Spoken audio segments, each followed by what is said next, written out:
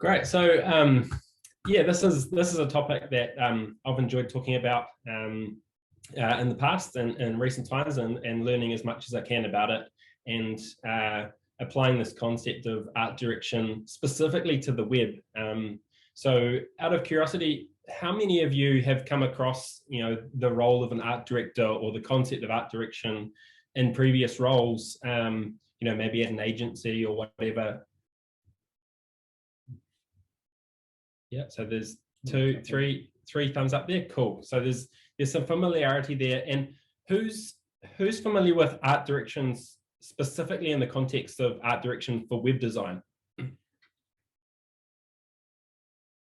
Yep, great, cool. So we're going to be, I guess, introducing the idea of art direction and telling a story for why it's important, and looking at that through the context of what makes an award-winning site of the month website. So art direction is one piece of the puzzle of identifying and scoring the sites that we score for site of the month, and which one we deem to be the winner. And so we're sort of breaking down aspects that are delving into art direction, aspects that are delving into design, but both are really important to deliver an award-winning site.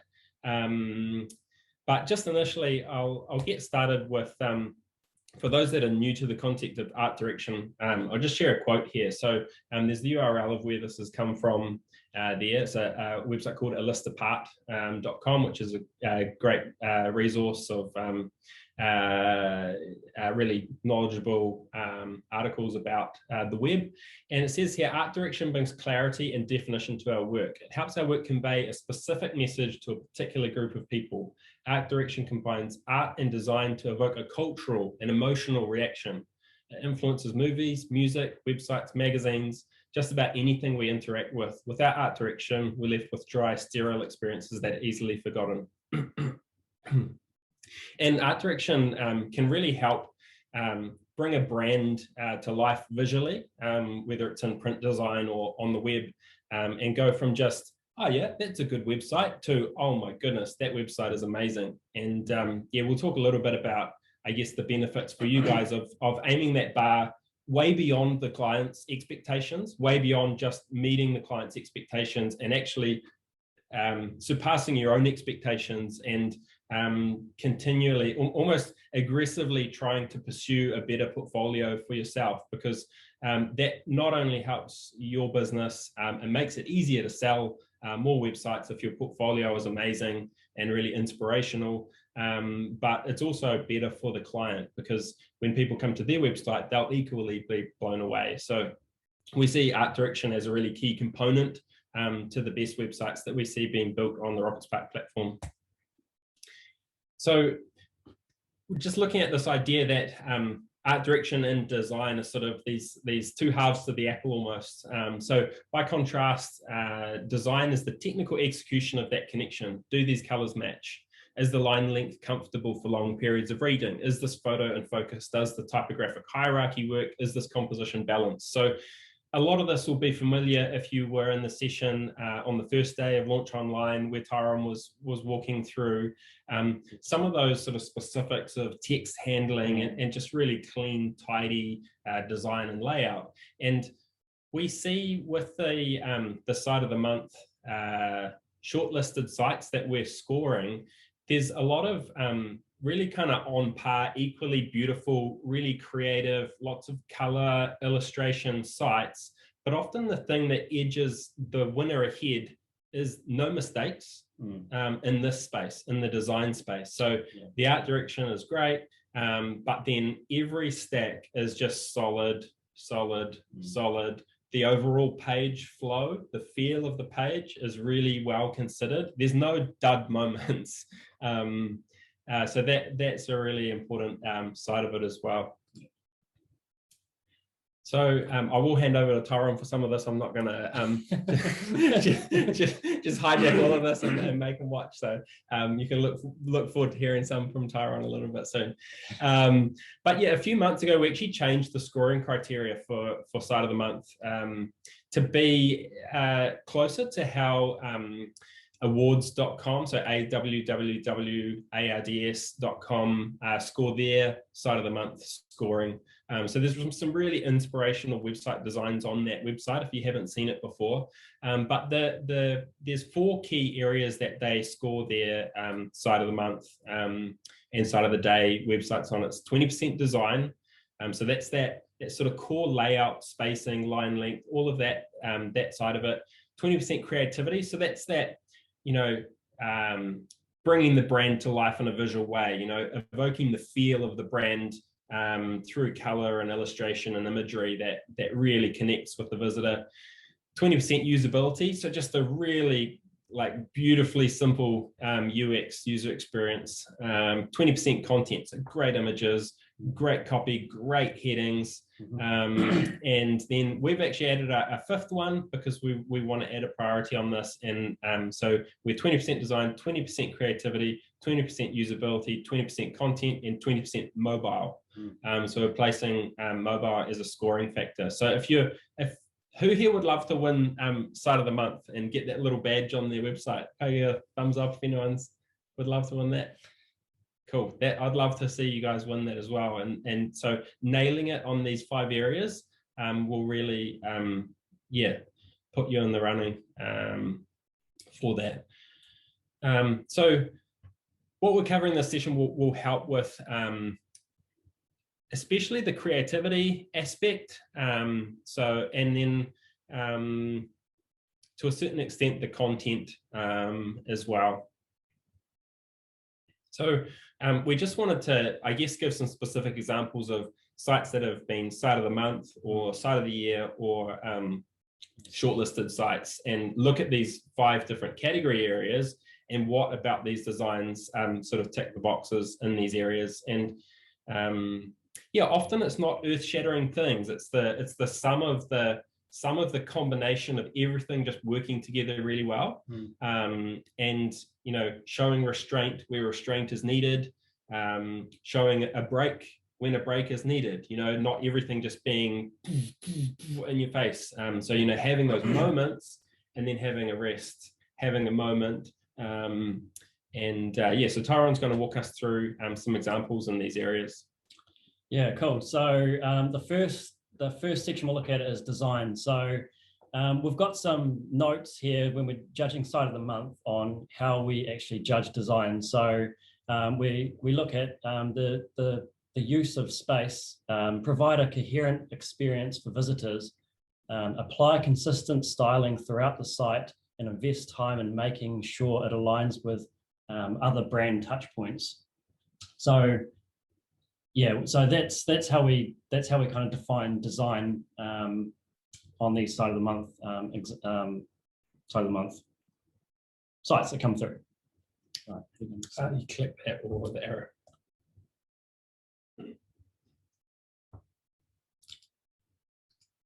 Cool. Sorry about that. All right. So here was this was actually an organizational website. So this is a website for rehoming homeless men in Tauranga, and so the style is consistent throughout this website. So this website also fits into, you could argue, the creativity pot really well, is also just the way that they've used this painted effect in the background. But looking at design, the style is really consistent throughout this website. So what I'll do is I'll click straight off. Is that the? So click over here. Just over here. Yeah. Hopefully that opens up the. We'll click straight off to the actual website itself. Can you guys see the website there? Cool. Cool. Yeah, man. I just want to point out, it's great to see that you guys practice this as well. Well done. So yeah, it's straight away when you first land on the page, it's like extremely striking, and it makes you actually want to stay and investigate the site further. So they've used this really handcrafted painting in the background at the top, and you'll notice throughout the homepage that this painted effect is prominent throughout the site, and also the colors used on the site reflect some of the colors that have actually been used in the painting itself. So yeah, a really striking homepage, but it's also really well laid out and really well thought out, and everything important about this website is on the homepage. Cool. So I'll jump us back to that tab.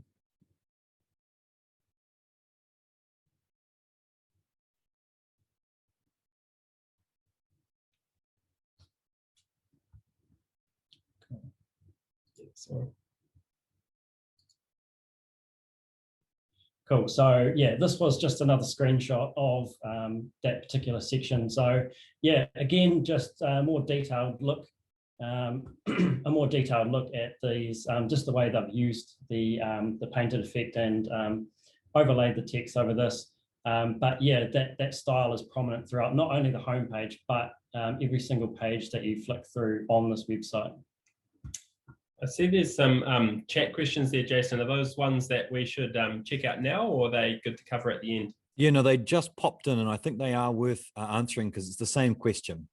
Okay. And one that I have myself, it's, are the boxes in the text included in the image? And then Les, that was from Minya, and Les said, is the text on the right an image of a text box?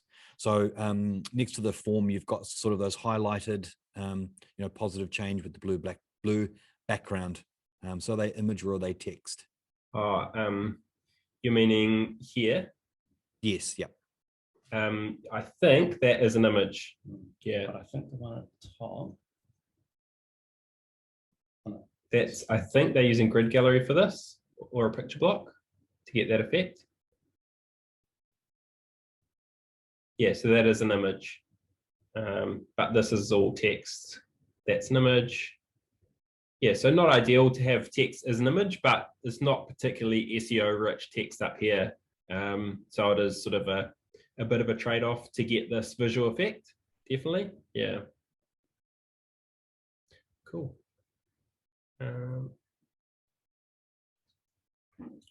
Cool. Again, so yeah, so this website was a winner of Site of the Month, and it was a winner purely for the fact that it did the basics really well. It's also a great, like, beautiful website as well, and it's extremely functional for the task at hand, but it does all the basics extremely well. And yeah, what Jeremy was speaking about earlier is it's really important to get those solid foundations down to be able to actually create really good design on your website. All right, so we'll move on to the next section, which is creativity. So it's easy to get mixed up between the difference between design and creativity, just because they can appear to be very similar things, but they are different. And what we've got here is, this is how we judge creativity on websites that come through, is how does this design feel? Is it the right fit for the audience? When you first load the page, how good is the first impression? Clever use of photography, shapes, illustration, or eye-catching use of type. Add visual flourishes that make each visit a memorable experience. So I'll jump onto our first example here. And this website here is called Love Letter Express. And this website is, this lady writes, correct me if I'm wrong, Jeremy, but this lady writes extremely intimate and passionate letters from one person to another. Yeah, or just like a note of affection to a loved one as well, if you're particularly wording challenged. And so it's really important to get that message across straight away visually on this website. And so you'll notice, like, the very gentle tones that they've used straight away in the colors, and also just the way that they've used, really nice personal photography here. It's all quite nice and kind of like a handmade kind of, I don't know. So almost like a scrapbook of a European holiday. Yeah, that's right. The postcard sort of stamp. It all has a really consistent feel. Yeah, that's right. And then again, further down on this website, all the icons I've used, they're all hand drawn. They're all really personal, and they've got this feel of almost like they've used like color pencils or color crayons, just adding that real personality to the icons, to the website. It's just, if they use just a flat icon from like downloaded from an icon site, it just wouldn't give the same feel as that, wouldn't give the same personal touch.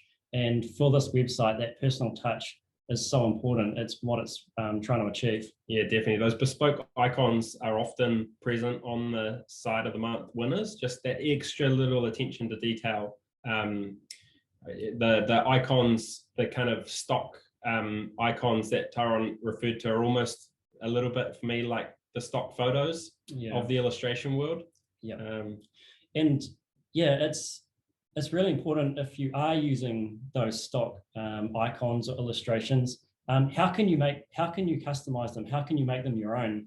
So that's a really good thing to think about. So how can you fit those icons, if you are downloading them, to the theme of your website? And one thing, so I see your question there, Gabrielle, any recommendations to source great icons? So there's heaps of great ones out there. There may even be a better one than this that other people know of, but we use flat icons, and a lot of them are pretty kind of generic, and often we will look to just use it as a starting point and actually edit and adjust it. Or you could take the kind of the vector SVG of the icon and give it a background. So you'll see, like on this one, there's sort of the pastel background effects, and then there's the foreground shape. Obviously both are hand drawn in this context, but even if you take an off the shelf icon in the foreground, but then put some sort of blob or sort of paint effect or something behind it, it just, if that suits the brand. Obviously you don't want to add hand drawn stuff if it's not going to suit the brand, but what is the feel of the brand,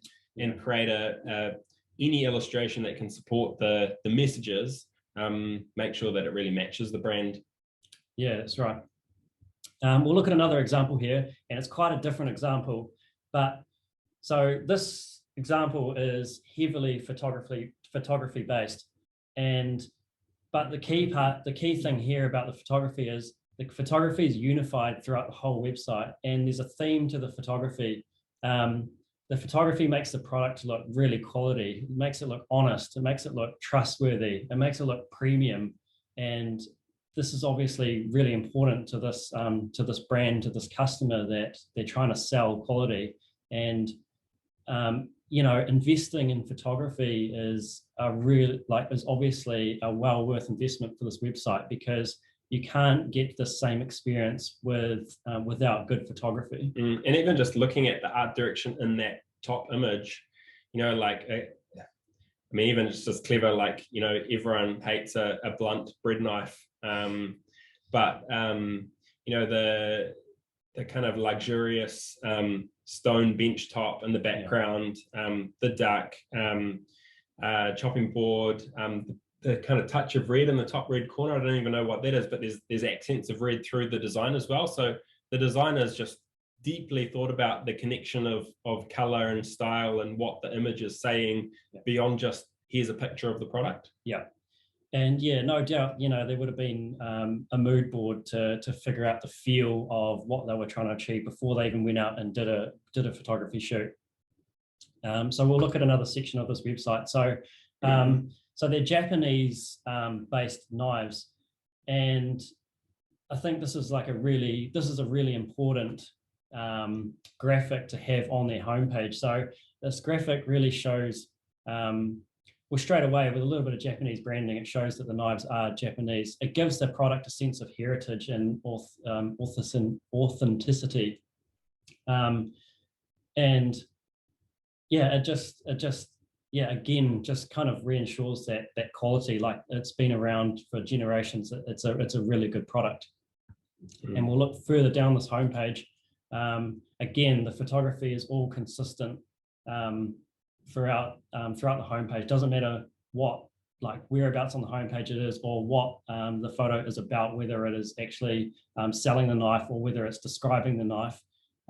All the photos have got that really same good quality feel. So yeah, that's just a really, really important thing to keep in mind is, yeah, when you do get photography done, or if you are using photography, you know, even if the photography is not perfect, like, can you grade it in a way to make it all look the same and give that sense of feel? I think that's the most important thing is the feel, yeah, like what is the emotion that the website is trying to convey. It's probably worth noting too that like this level of craftsmanship from the designer, it just takes a lot more time than designing like a really solid website. That just extra detail takes more time, and so that needs to be factored into the pricing of the job. And if your portfolio can be including examples like this where you've really pushed beyond your own expectations even, and kind of confidence level or design abilities, and kind of really pushed beyond that, and that goes into your portfolio, you'll find that you'll be able to start actually charging more per project and do less projects and actually earn more per project. And so kind of this think stuff about working with lots of clients at the same time, you actually don't have to work with as many clients at the same time if you can become known for you know, continually improving the level of your design. That's right. Is this grid gallery? You got it, fellas. I'll leave you to it. Sorry. Yeah. So I think it is grid gallery. So they've got one larger one on the left. That's a separate grid gallery, and then I think a 1x2 grid gallery, and then I think it then goes to another stack. So the top 3 images are one stack, I think, and the bottom 3 images are another stack. So it's just really clever use, rather than sort of saying, okay, we're going to do a 2x3 grid gallery where all of the images are the same. They've actually used the same tool in a really clever way to create hierarchy. So drawing your eye to the most important thing the owner wants you to see, and then sort of backing up with the secondary products.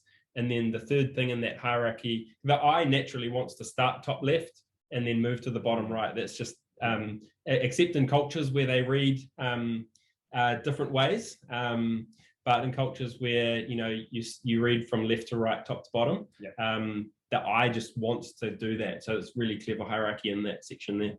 Yeah, and this is one thing to keep in mind as well, is it's really creative how they've kind of bent the template, or bent the stacks to appear that it's actually created something different. So yeah, just a unique way of thinking.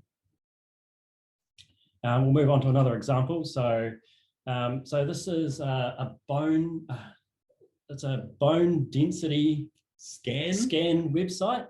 Very like medical, but I guess the point that we're talking about here is instead of just using a square image to represent something, you know, they've incorporated photography, illustration, and even got, you know, this medical professional standing through the frame. It just adds a bit more curiosity, just adds a bit more interest to the image, and it just makes you stop and actually look at it for a little bit longer. It just keeps you a little bit more engaged.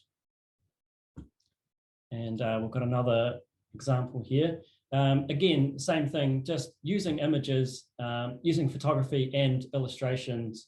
So these are actually 2 separate websites on this slide. Yeah. So the one on the left is a bar studio, and then the one on the right is a fitness consulting business.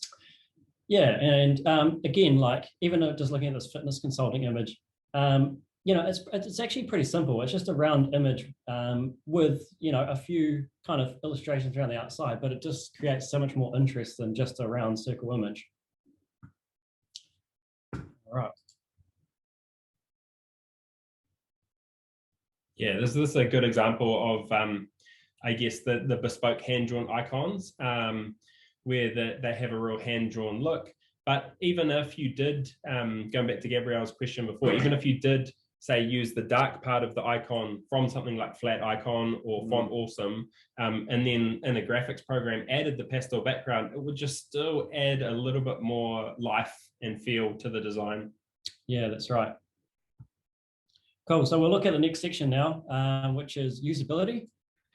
And again, I'll just read how we judge usability on our websites. Sorry, there's just a question there from Sarah Pooley. I only use Adobe Photoshop Elements. Is it worth me upgrading, or do I invest in Illustrator? So my suggestion, Sarah, would be to have a play with a free Figma plan. So we actually use Figma at RocketSpark as our design tool to design the RocketSpark software, but also Tyrone and the other designer in our marketing team use it to design our marketing graphics. And so it's got vector design capabilities that will cover kind of 9 times out of 10 situations. Yeah. And it's just a really good tool for designing graphics for digital content and for the web. And there's actually, we'll cover this in another webinar, but there's a really neat feature where you can take, say, a shape or an icon or a vector graphic and say copy as SVG, and it'll give you some SVG code that you can paste in an HTML block, and you've basically got that vector graphic as a vector on a RocketSpark website, which is pretty cool. So there's all sorts of creative things you can do with that. And yeah, for what you're doing, you might be able to get away with the free Figma plan, at least until you kind of fall in love with Figma, like we have. But yeah, so hopefully that helps. Yeah, and just to touch on Figma again, just quickly, it's the next best thing to actually scribbling on a page. It's so quick, and it's so easy to throw ideas together. And yeah, I won't talk about Figma forever, but yeah, it is just the ease of use is just great. So yeah, so usability. So our next section. So how we judge usability is provide context for where users are and what they can do next. Clear call to actions, lead capture forms, and prominent contact details. Make it effortless. Attention is brief and easily lost. Highlight key content and pull out important details. Avoid dumping large quantities of text on a page. So yeah, we've just got a couple of examples here, and so this is it's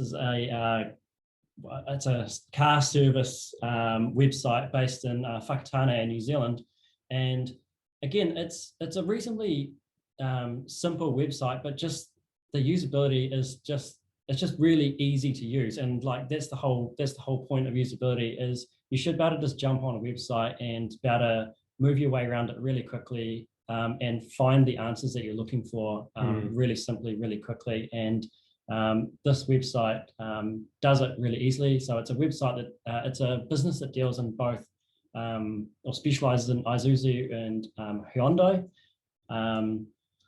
And when you're on this website, it's really easy to navigate through both those car brands of what you actually need. And they funnel the user. So if you're a Hyundai user, that call to action is really clear. Actually, the menu is just above that top section there. So it's straight away you're seeing something relevant to your Hyundai vehicles, and then you click through from that. If we go to the next slide, and then you're going to a page that's all about the fact that you're a Hyundai owner. So again, that multi-page journey, the more you can tailor the content as people drill down into your site, you can really personalize their experience on the website rather than trying to be a one-size-fits-all. And we see that as a key component of usability. Yeah, cool.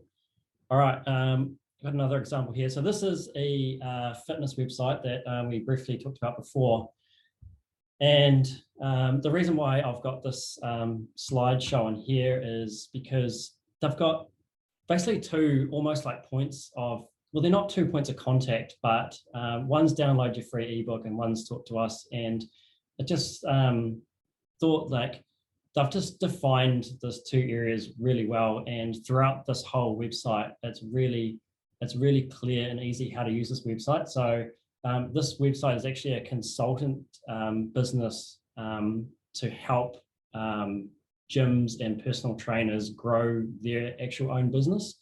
So yeah, the way that they've displayed all their information on their own website, they've made it super clear and Also, you'll notice all their call to actions, all their buttons, you know, they're super visible, they're super clear, and they make it really easy to navigate your way around. So at the top, they've got get your free ebook, and in the button, get your copy. So it's just a nice website to use. And just on the creativity point too, like you see that it might not show up in for you guys, but there's a pastel paintbrush effect behind the iPad, and then the photo on the right hand side. So they're just using layering and depth of field.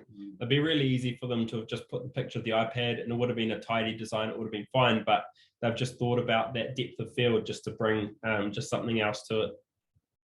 Yeah, that's right. Cool. So we'll jump to the next section, which is content.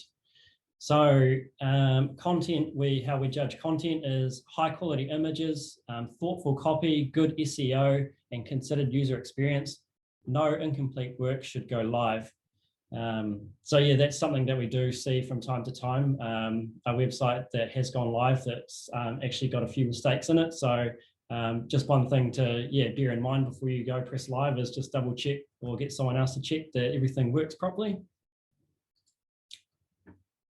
So I'll click through to this website as well to get the full experience. But this website, Riverside Escapes, is it's like a luxury boutique accommodation website, isn't it? Yeah, so off grid. So you see that's literally the accommodation, cabin accommodation.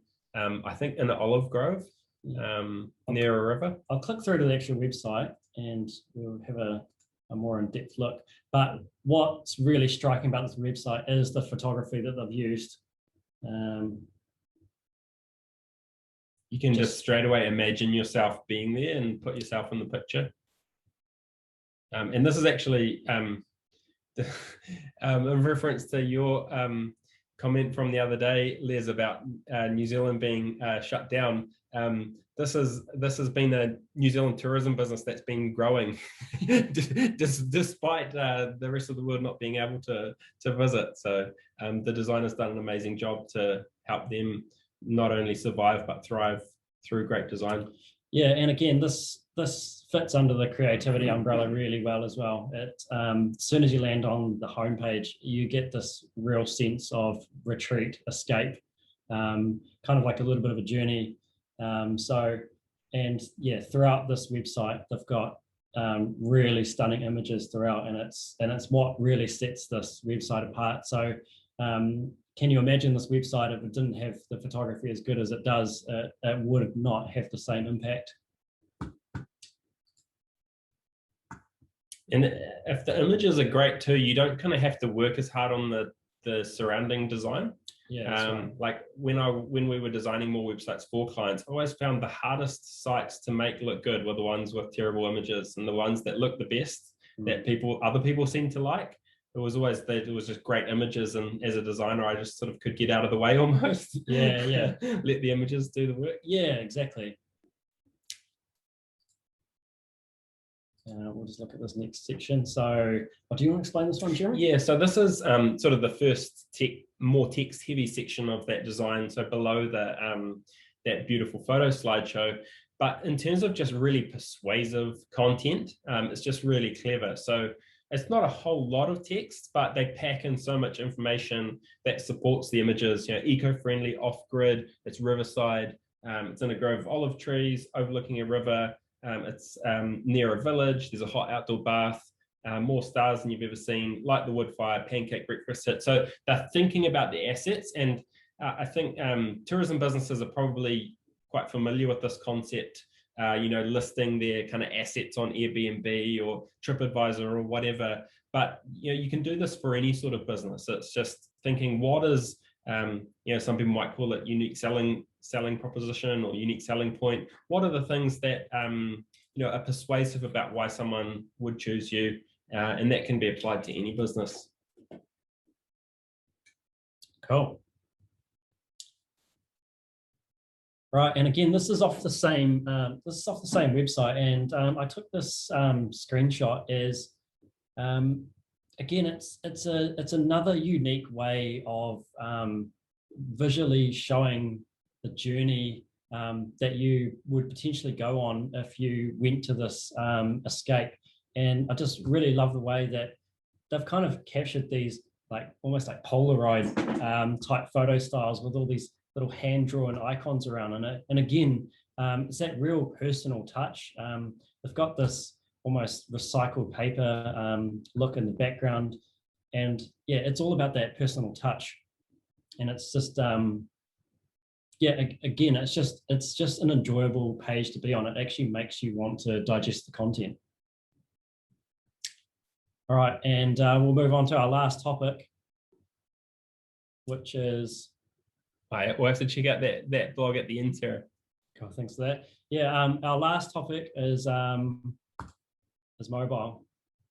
And yeah, this is obviously a really important topic that that shouldn't really be looked over. It's often an afterthought thinking about mobile, but you should, and realistically, we should consider mobile almost equally as important as desktop, especially when we're designing. So we need to think about from the start, how is mobile going to work, as well as how the desktop site's going to work. So I'll just read you something here. So when surveying clients, typically mobile traffic ranges between 65 and 85% of overall traffic. E-commerce is often about 80%. So if 8 out of 10 visitors are on mobile phone, it can no longer be an afterthought. The constraints of mobile are less inspiring for a designer, so it can be easy to let art direction fall by the wayside on mobile, but that's why it's so important to think about it early and find out ways to weave it through the mobile experience as well. And with the expansion of the mobile design capability on Rocket Spark, there's some mobile spacing and mobile font size. It's so much easier to create a really crafted, a really slick mobile user experience and design now. Yeah, so it's, yeah. And there's also an interesting kind of like fact that, especially on e-commerce like retail sites, I think there's some research around how if customers looking at your e-commerce site on mobile will often go to the desktop site later on to make the purchase, just because it feels like a more trustworthy, application on a desktop. So again, really important that your mobile site reflects your desktop site and vice versa really well. Yeah, there's a question there from Sarah. What if the stats say that the site is predominantly viewed on desktop? Do you guys recommend you still prioritize mobile? I guess it's, even if it was only 20% coming on mobile, it's still, 1 in 5 people. So worth, at least making sure it's clean and tidy. And the most common mistakes we probably see with mobile sites is text going all the way to the edge of the phone screen. No spacing along the edge, or too much spacing. So you've got like heaps of spacing on the mobile phone and like this big, long, skinny column.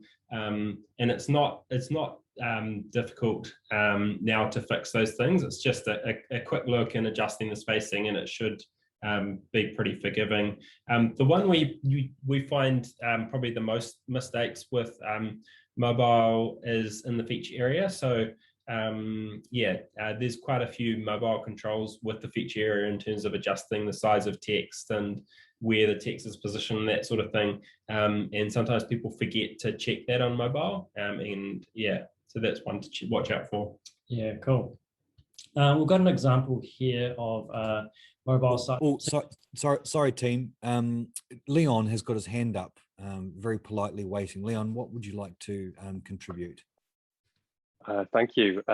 Just quickly to touch on the point that the guys just raised a moment ago, actually, from an e-com perspective, I really agree with your point about two very different sets of behaviors across mobile and across desktop sites.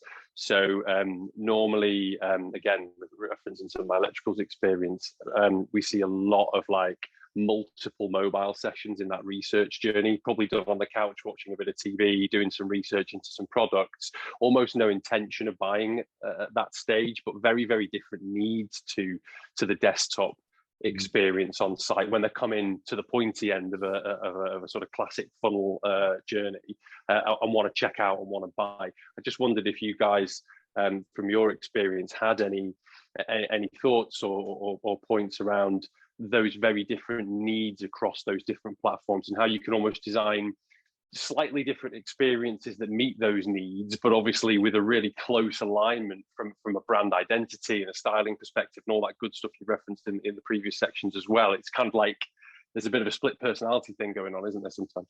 Yeah. Can I just also make a supplementary comment there too? Is generally what you'll find in e-commerce at the point of purchase, there's always like an upper value limit to what people would want to purchase in different modes or mediums.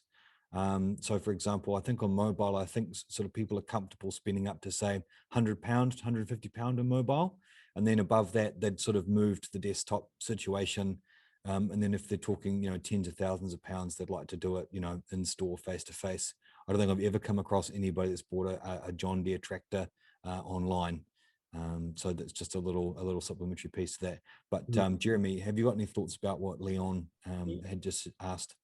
Yeah, so I haven't read any research, or we haven't done any testing ourselves specifically on that. But one thing I would say, just from the designer perspective, you've got so many more options on desktop. So it's almost frustrating as a designer that, even the concept that 80% of the traffic could be on a mobile phone, because you've just got so many more constraints. You can't have these big, large, beautiful kind of impressive images. Everything's much more restrained. Everything has to be much more functional. You can't have as much spacing, obviously, because you don't want these kind of big dead patches on a phone where there's just nothing on the screen. So everything is sort of more packed in. And so it's almost harder to wow on the phone. So I guess if you've seen that, Leon, that psychology of people, I guess, browsing on a phone, because, the kind of the Netflix situation, sitting on the couch, browsing around, but, the checkout is just sort of too frustrating or whatever, but then they migrate to desktop. I guess the desktop is the chance to really kind of blow them away, build trust, and almost get a little bit more detail earlier in the scroll journey, where on the mobile phone they might not bother kind of engaging with as much of the content. But that's all just sort of theory. I don't have anything to back that up. Yeah, I would back that comment as well, and say if you're viewing a website on mobile for the first time and you're doing a bit of product research, and then when you do migrate to the desktop site for the first time, yeah, that's a really good opportunity to wow that customer off the bat, and that might be the difference between making that sale or not. So yeah, just a really good opportunity to even if most of the traffic is on mobile, the desktop might be the selling factor between making a sale or not. So yeah, it just really needs to have that wow factor. Thanks, Leon.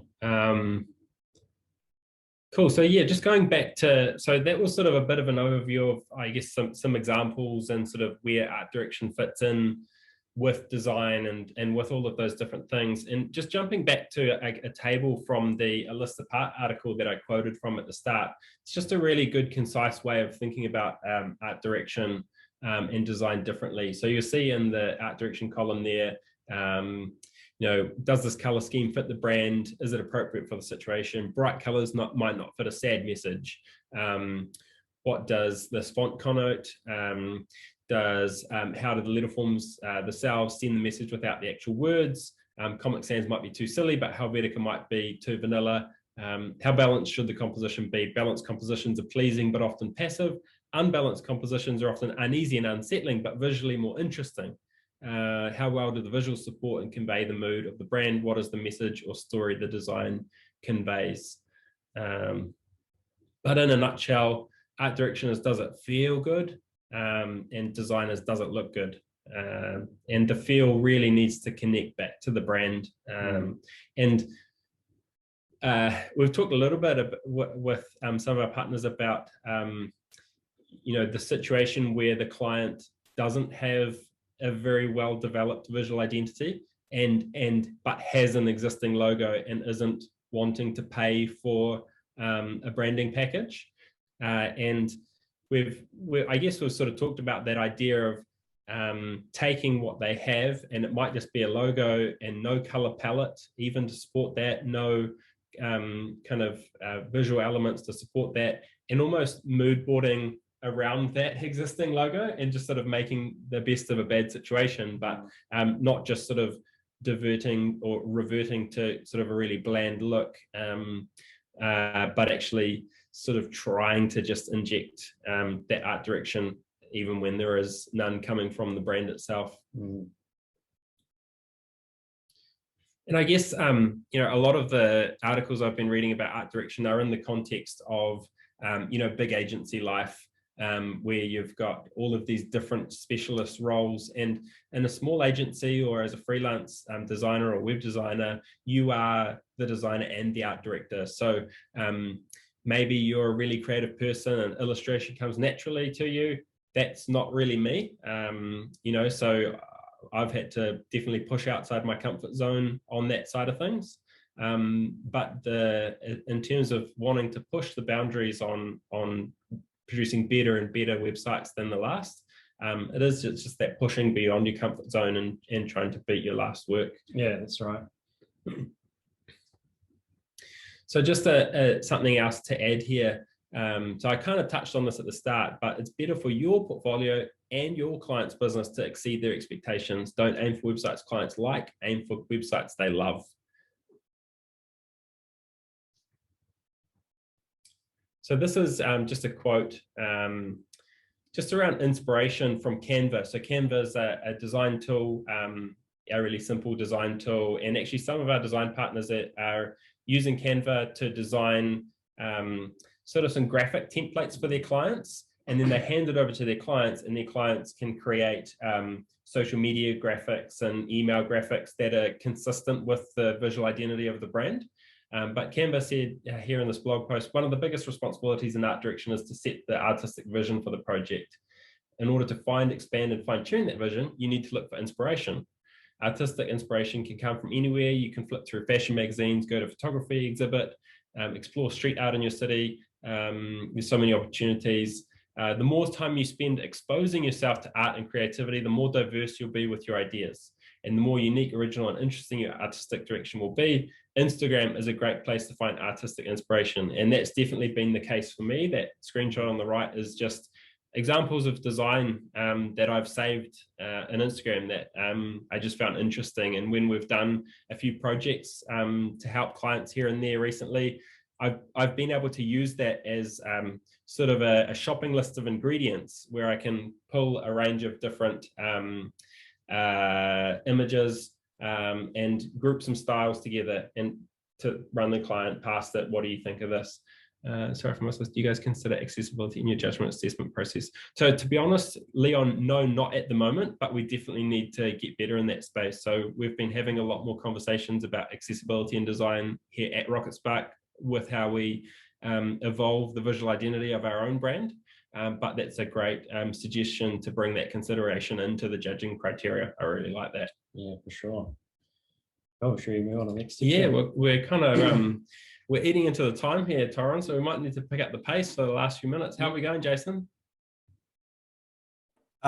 You're cool. Remember, we started just a little bit later, so I'm going to give you to 5 pasts if you can manage. Yep. Okay, cool. So yeah, we'll talk about color. So yeah, color kind of fits under a lot of the different topics, a lot of different touch points on a website. But so here we're looking at the Riverside Escapes website here, which is this screenshot, which is the website that we're looking at earlier. And one of the biggest learnings I've made is that great color art direction permeates everything. Ideally, even the photographs would have some reference to the color palette if you're not involved in the creative direction of your client's images, it's difficult to do that, and a color tint overlay will only do so much. So yeah, again, touching on that point and what we were talking about earlier is, what sets this website apart from other, what really does lift the bar on this website is the quality of the photography. And like, as I mentioned before, if it didn't have such good quality photography, it might not have been sitting in this position of website, of the month, because this is something that really helps it pull through. And there's just that real harmony between the imagery and the color palette. Yeah. Typography. Talk about this one, Jeremy? Cover that one? Talk about this. So something I've been looking at lately is just the effect that newer typefaces can have on the feel of a design. So obviously you can create a really solid timeless design with classic fonts like Helvetica, but often some of the really overused typefaces, like I know Railway is used a lot, Proxima Nova and various other ones, they can start to look a little bit just run-of-the-mill, that they're kind of seen everywhere. So if you have a brand that you're wanting to look a little bit interesting or a little bit different, a typeface that maybe hasn't been used in so many thousands of websites might just give that just slight sort of curiosity when someone arrives at a website. And just sort of following on from that, I've been sort of looking into this idea of a display typeface. So display typefaces are intended for use at large sizes for headings rather than extended passages of body text. And if you use them as small paragraph text, they're just going to be hard to read and a little bit silly. But if they're really big, clear, large size heading, they can be really impactful and almost just be another string to the bow of adding a lot of character and vibe to a design. So something else I just want to touch on quickly. So we do have a YouTube video series about Lottie. So Lottie is a animation file type that was created by the Airbnb design team.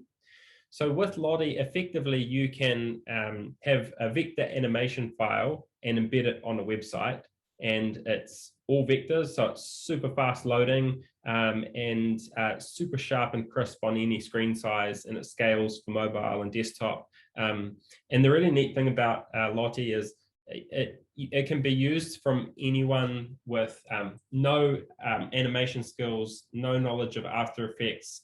You just have an SVG file that you've downloaded from flaticon.com on a free plan, and you can there's a page on the Lottie website called SVG to Lottie. You can drag that SVG you've downloaded on there. It'll automatically convert it to a Lottie file, and you can copy some embed code, just like getting some YouTube embed code, and paste it in an HTML block, and you've got vector artwork on a Rocket Spark website. So that's super easy. Anyone can do that, through to you can make it as advanced and sort of mind-blowing as you want, all the way through to creating completely bespoke animations in Adobe After Effects. And there's a plugin for Adobe After Effects to export those After Effects animations to Lottie. And then you can embed those animations onto a website, and they're vector animations. As long as you don't have any sort of JPEG or bitmap imagery in the After Effects file, if it's all vector artworks, then it's a fully vector graphic. And yeah, there's just so many different creative applications that can be used for that. And if you've used GIFs, animated GIFs on a website before, Lottie is the GIF slayer.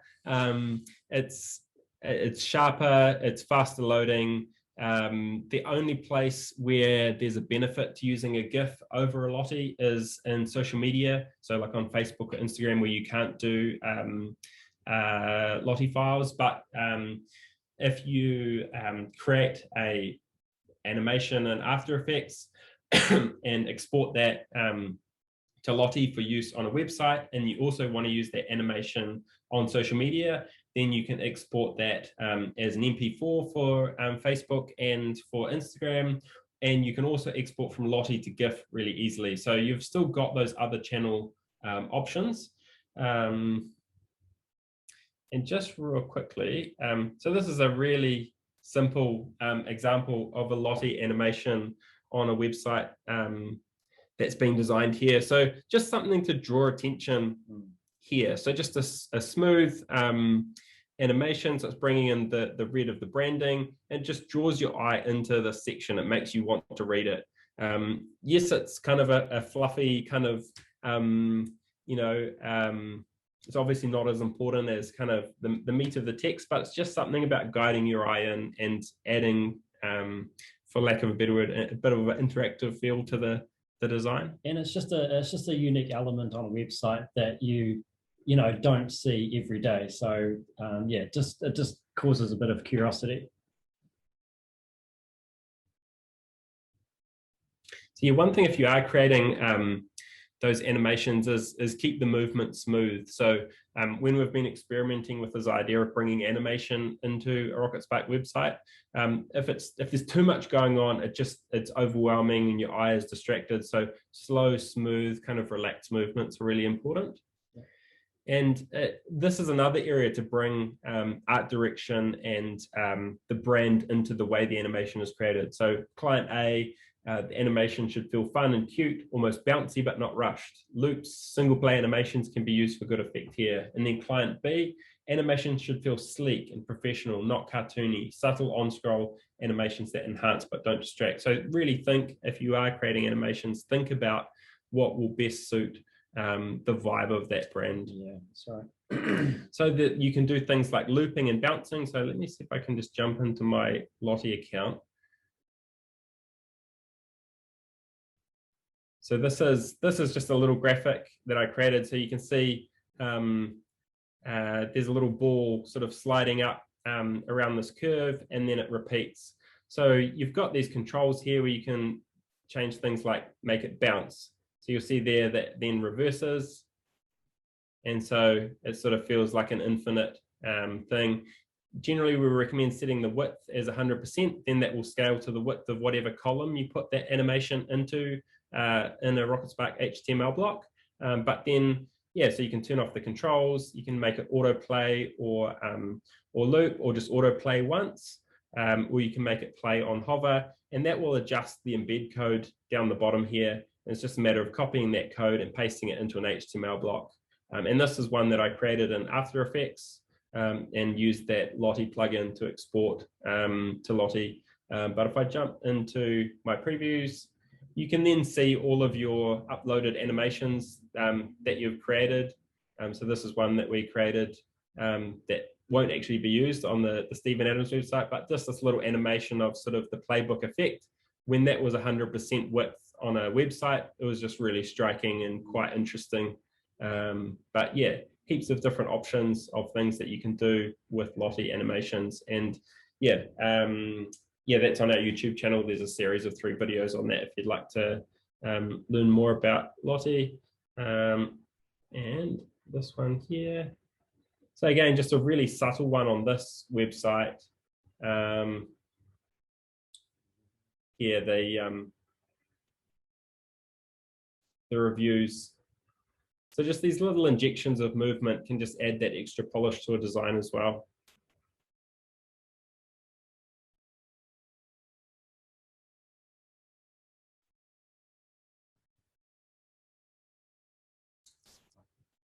Oh yeah, so yeah, on the launch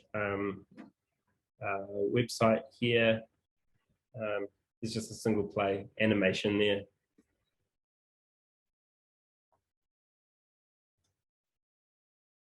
And we've also got a help guide where we talk about how to do Lottie as on scroll. So as you scroll down the page, the animation unfolds based on your scroll position. So if you scroll up, it goes forward. If you scroll down, it goes back, which can create some really unique effects as well. A question there from Les, can you use Lottie as a button CTA? Yes, so you need to do a little bit of HTML code to wrap it in an A tag in the HTML block, but that does work, Les. So there's some neat things you could do with an on hover Lottie and wrapping it in that A tag and making it a clickable button that animates when you mouse over. There's some cool things you could do there. And you can use Lottie for things that you're not wanting to animate as well, just as a fast way to get vector graphics onto a RocketSpark website. And the SVG to Lottie website is a great way to do that.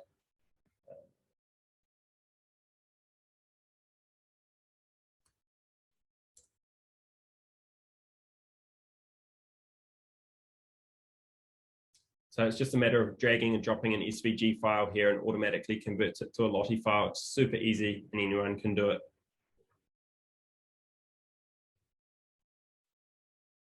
I've just lost the we got back to the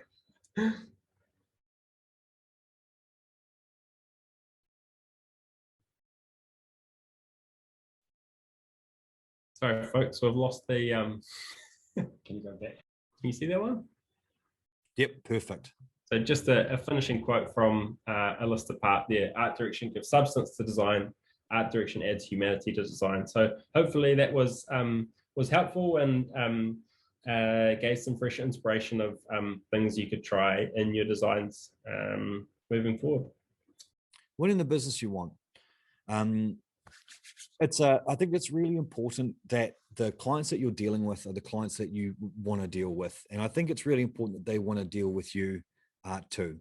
So how do we go about that? How do we do that? So I've got a few things I want to talk about tonight, and I am going to go quickly through them, but I also am really keen to get some questions, a little bit of discussion, and if you've got any specific things that you might be having problems with, I'm happy to talk. So why should you listen to me is probably the first thing, a bit of trust points proofs there. Your positioning, talking about the magic of the funnel, briefing, essentials, pricing, quoting, and essential tools. What's really funny is just in the way that we did the lineup, I actually should have done this before I did the project management one, but that's okay. Consider this a prequel. I've worked in corporate sales for a long time. I worked for a big media company here in New Zealand, and at the height of my powers, I was responsible for delivering $42 million of ad revenue to the business every year. So you had to be tenacious with it. You had to take some pretty hard no's on the chin, but at the end of all of it, it was relationships that really won that business for me. Just while we're just quickly here, can I get some thumbs up in the chat for people that also think relationships do the hard work in selling for them? Yeah, absolutely. You cannot really underestimate the power of a relationship, and a CRM system to help you keep track of them. Kids' birthdays, people's favorite coffees, what wine they prefer for Christmas, all that sort of stuff is really helpful for building relationships.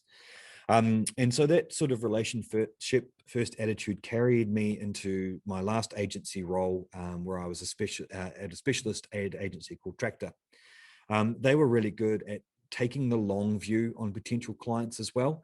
I had some short-term wins, but it was the biggest accounts took me over a year to land.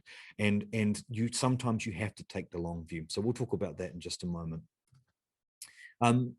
For attracting customers, your positioning is critical. Do you guys know about The Secret? Have we got any secretors out there? Whatever you put out into the universe comes back to you. It's a whole energy thing.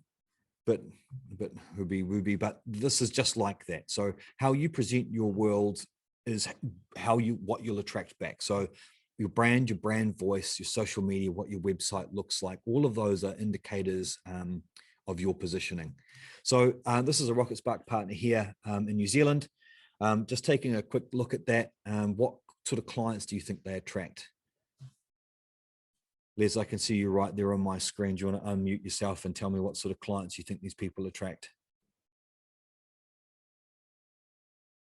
I can't hear you, but I'm imagining you're saying horse people. No, that's okay, Les. Yeah, horse, yeah. Horse I'd people. say farming, yeah. farms. Yeah. Horse people for sure. So these are some of the clients they work with. You don't get much more horsey than a racetrack and other people that have horses in their logos. So you've always got to ask yourself, who do you want to attract? Industry types, we're talking big business, small business, industry specifics. Do you want to work in agriculture? Do you want to work in beauty, health, wellness? Whatever your kind of goal client is you need to reflect that in your positioning. But also think about the type of people. Do you want to work with good payers? Do you want to work with people who are open to your expertise? So think about those things too.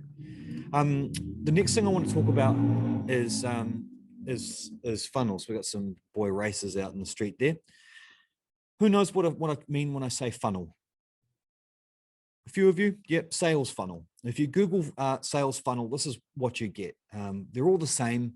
They all just use different words. People go in the top and then they come out the bottom as customers, hopefully. So for us, we think about it from a creative perspective as marketing fills the top of the funnel. They become leads. You then qualify them.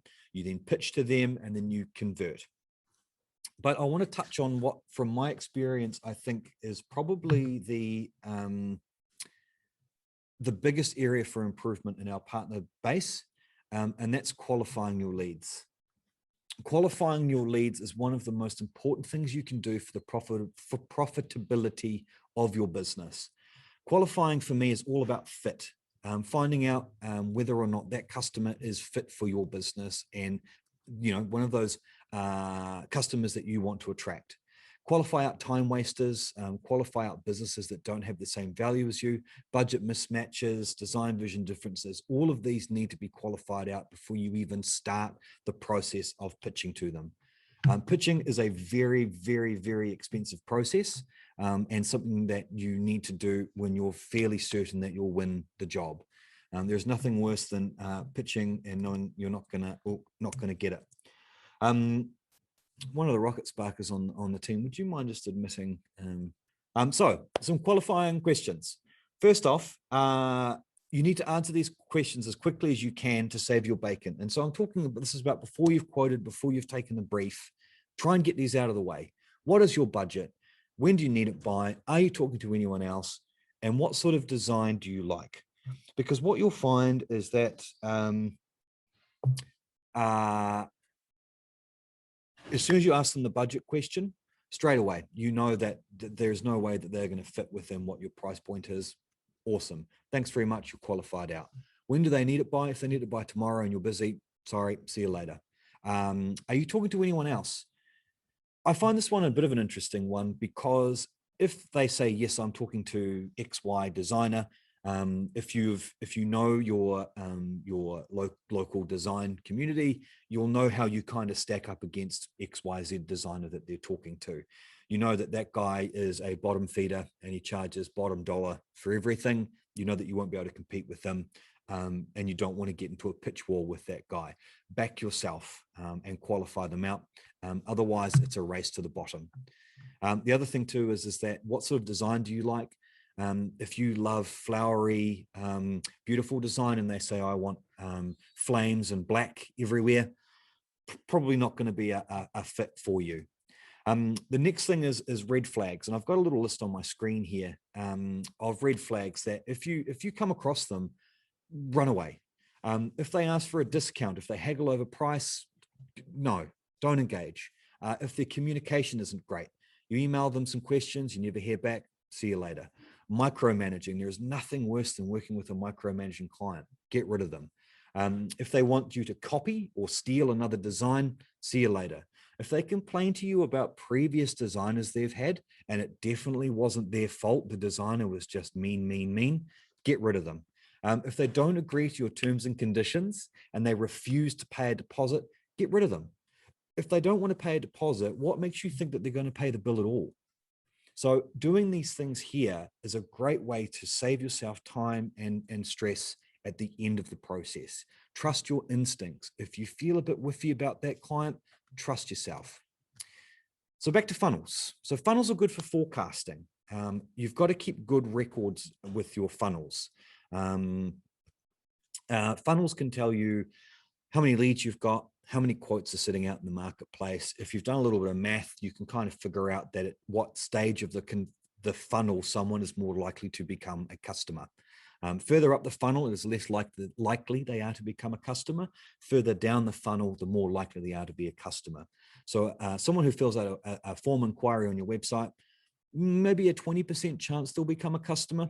And for you guys, it'll all be different depending. So make sure that you're keeping track of these things. But if you're pitching or quoting, you should be aiming for around 60% conversion rate. If it's higher than that, you probably want to have a look at your pricing.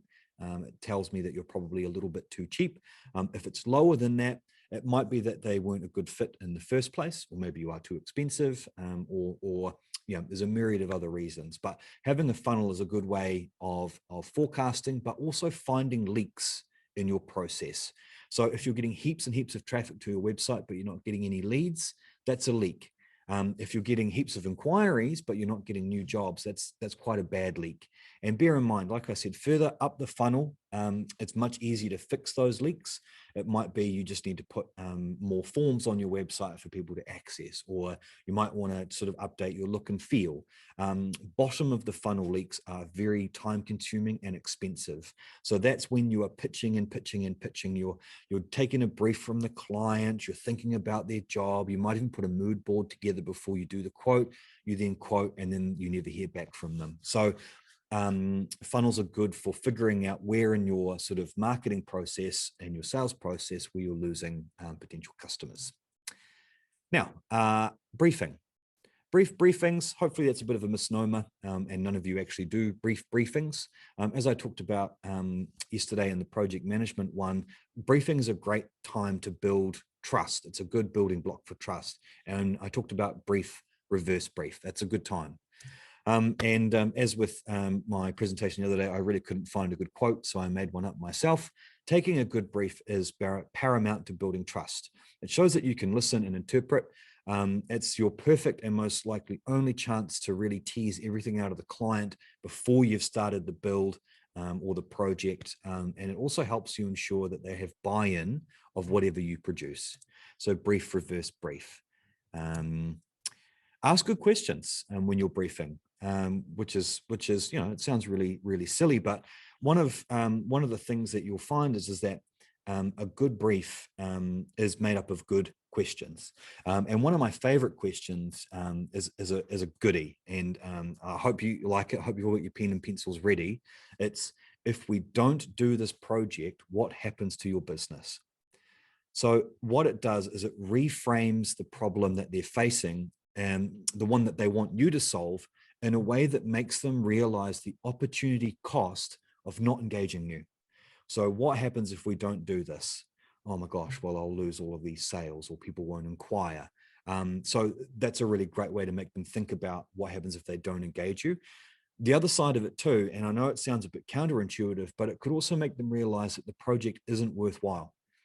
It could make them realize that actually, you know what, it's probably not worth investing in this because I don't think we'll see a good return, or it won't actually solve our business problem. And I know that makes it sound like you might lose a sale, but it will probably actually make your life so much easier that you're not starting a project that you might not finish, that you might not get paid for. Yeah, it's a great thing to find out before you embark on a bunch of work. The other thing that's really important is the right price. Each job is different. Each client perceives value differently. And can I get a thumbs up for those of you that think you price well? Let's have a look and see if anybody thinks that they are pricing experts.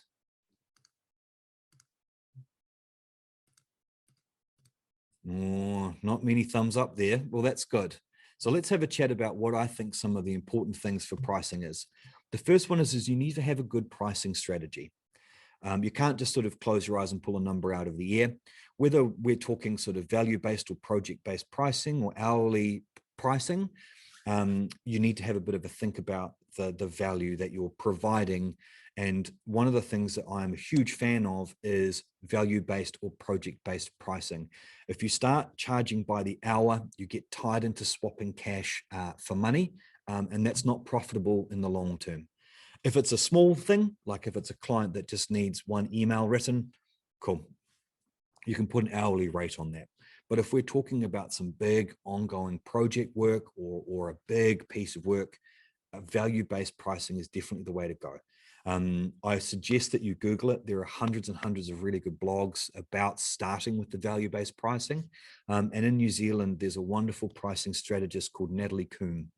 She's a wonderful lady, and she does a lot of work with freelancers and creatives around pricing strategy. The other thing about pricing is I think that most of you in this room could probably think about putting your prices up. I see what you're creating, and I see what some of you say that you're charging for people, and I can see that, you know, it's not very sustainable. And I can say you might be nervous about increasing your prices, and that's cool. But what you'll find is that as you increase your prices, people will still want to engage with you because of the quality of the work that you do. It might be just less people, but it means that if you're doing more high value jobs, you can do less low value jobs. Does that make sense? It means that instead of doing 10 jobs a week, you can do 3 jobs a week. And all of a sudden, your work-life balance improves, your mental health improves, and your profitability improves. When Rocket Spark used to design websites for clients, they started around, I think, Jeremy, you can probably chime in here. I think they were sort of around the $1,500 to sort of the $3,000 mark. And after a year or two, they went, you know what, we're actually producing some pretty good stuff. Let's put our price up. So they put their price up. And then they still kept getting, you know, these quote acceptances. And then they went, oh, you know what, we could put our price up again. And I think towards the end of it, they'd gone over the space of 5 or 6 years, they'd gone from $1,500 websites to a minimum sort of $10,000 websites. Is that right, Jeremy? Am I kind of on the money there? Right. I think a key thing to mention there too, Jason, is that we weren't producing the same level of site across that time. The sites that we were producing at sort of closer to 10K were far superior designs to what we were producing at $1,500 as well. So by improving the quality of our portfolio and our most recent work, we were able to increase our prices. It wasn't just that we were just ramping up the prices just for the sake of it to sort of fleece clients. It was, yeah, by producing better design work that paved the runway for being able to, you know, have good, honest increases in pricing, and people were happy to pay it for that higher quality of design. Yeah, that's right. No, that's cool. Thanks, Jeremy.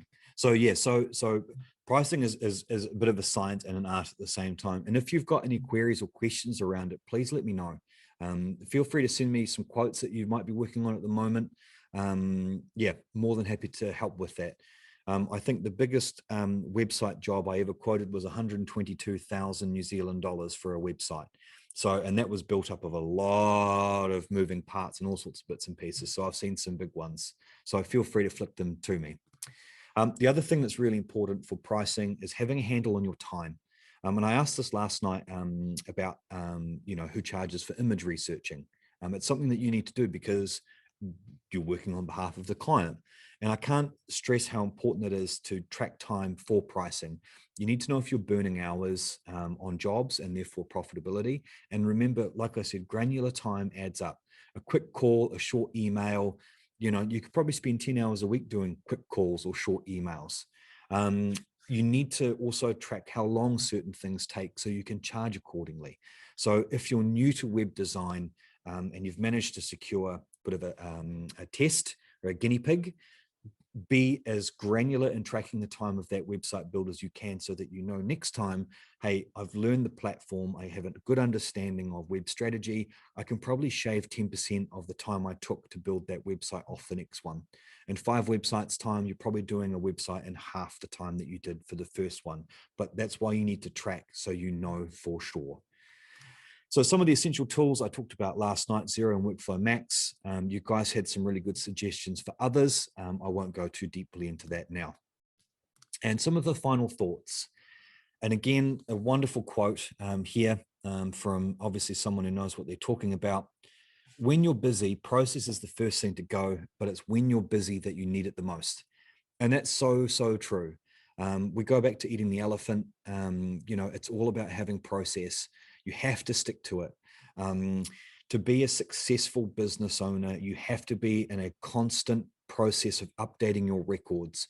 Who's a lead? Who's been qualified? Who have you proposed to? When are you going to follow up? Stick to keeping track of your time. Stick to briefing and reverse briefing. Identify gaps in your market, in your funnel. Just make it a chore that you schedule in every week, that you go back and you check on your website analytics, and you make sure that the people that are arriving on your website are converting. And then the other thing too with process is stick to your values.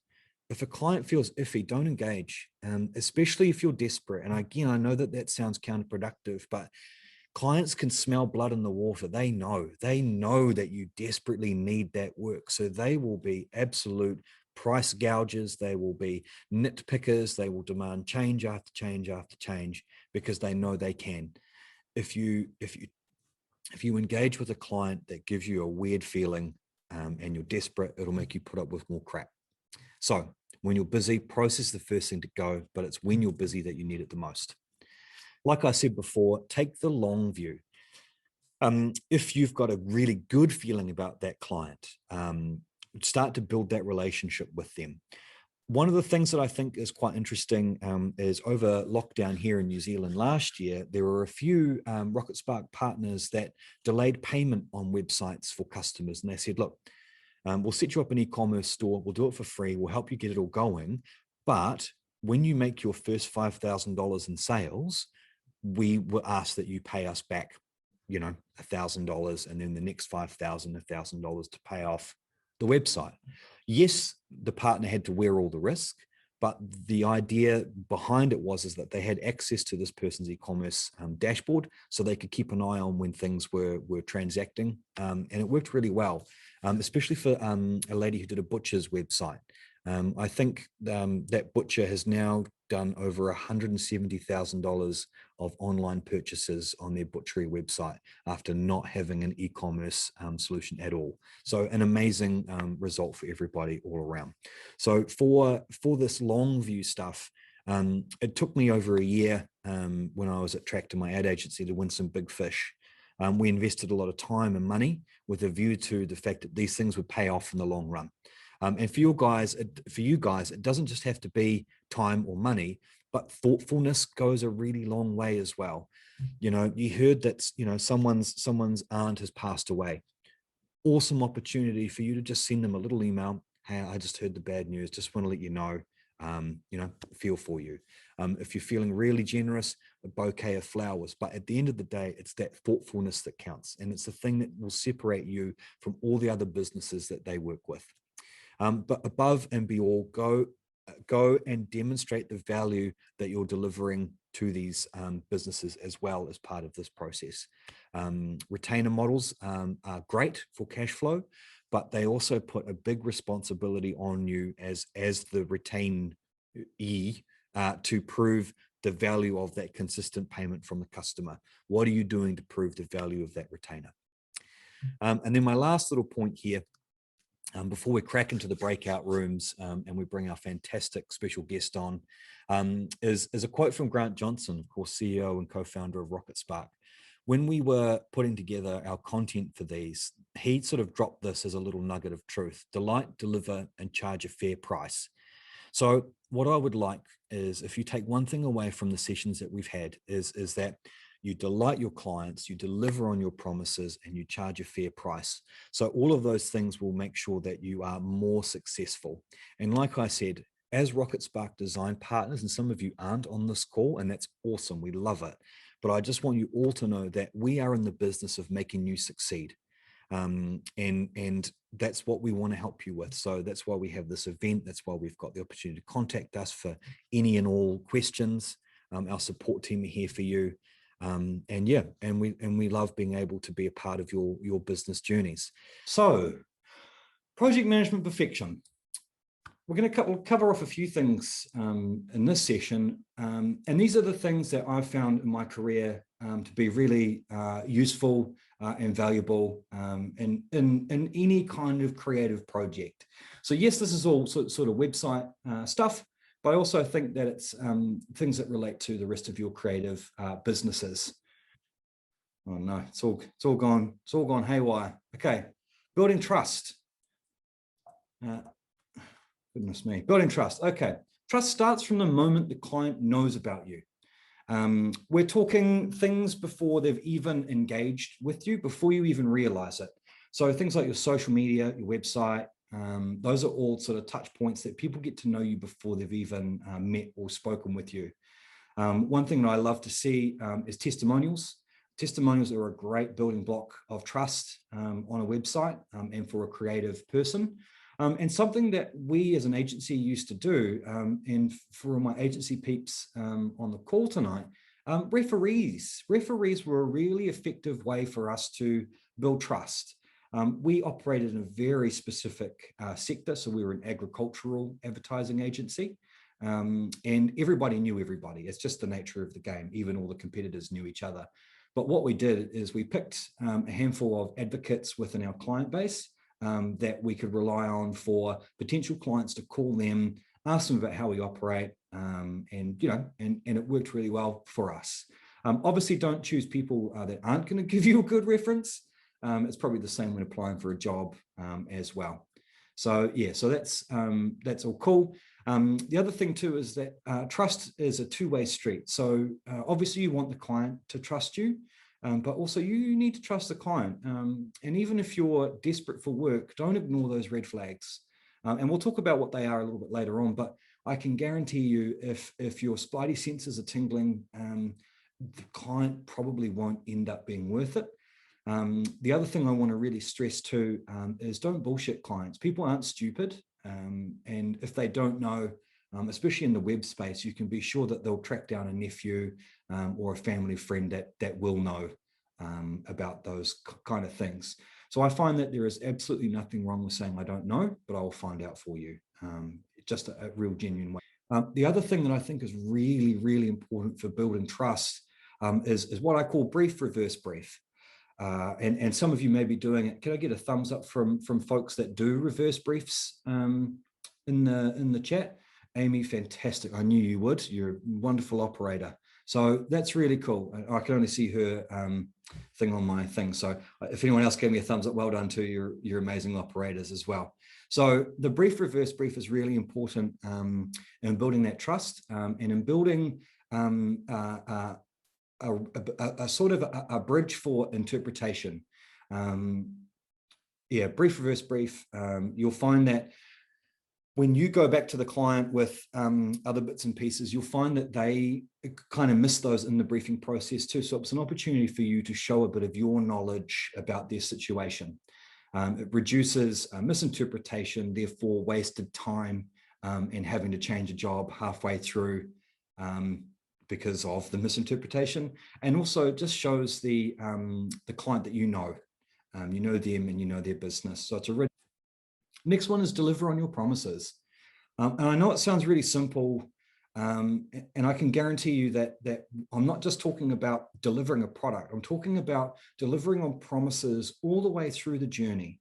So if you say I'm going to email you next week, make it earlier in the week. If you say I'm going to email you by the end of the week, or I'll get it to you by the end of the week, Thursday, not Friday. If you say you're going to call them tomorrow, make sure you call them tomorrow. And if you're doing all of this before they become a paying client, it's even better. You're building trust straight out the gate. So yeah, I think that's a really important thing to do. So the next thing that I think is really important for building trust is wowing them with good design. I know that, it sounds a bit glib, but it's true. And so if you've briefed and reverse briefed really well, there's a good opportunity that you've got a good understanding of what they like, what they don't like, and what you can deliver to them and from a design perspective that will resonate with them. The other thing that I think is really important, and I hope the SignBoss team have jumped on the call, is to, what was I going to say? I got distracted. There's someone waiting to enter the Zoom call team. Have we let him in? Can you sort that out? Oh, blast, right off track. Hang on, what was I saying? Oh yes, the design thing. So yeah, the other thing that I think is quite important with the design thing is also asking them what they like, and you say, cool, I really like that, it's a great aesthetic, but remember the website isn't for you, it's for your customers. So you might have a candle shop owner who is into his hot rods and loves black and flames up the side of his vehicles, but he's trying to sell candles to millennial women. So for him, a website that is black and red would look amazing and it would resonate with him, but the website's not for him, it's for those millennial women client. So that's one of those just little side notes there. But the homepage first look from a website design perspective is a really cool key pillar for trust. It shows them that you know what they're after, and if you get it right, it helps them buy into the project even more. So they trust that you know your stuff, and they'll leave you to build the rest of the website. What you'll find is that micromanaging clients will kind of be a thing of the past.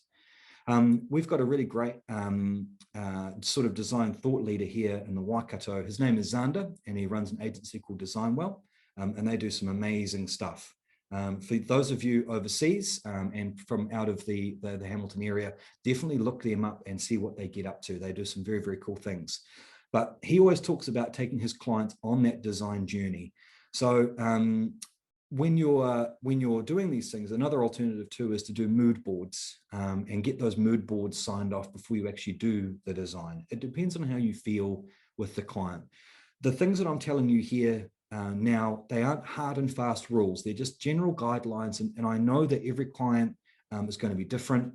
They might be a friend of yours or you know, they might be somebody else, but just these are just big sort of picture things just to keep in mind.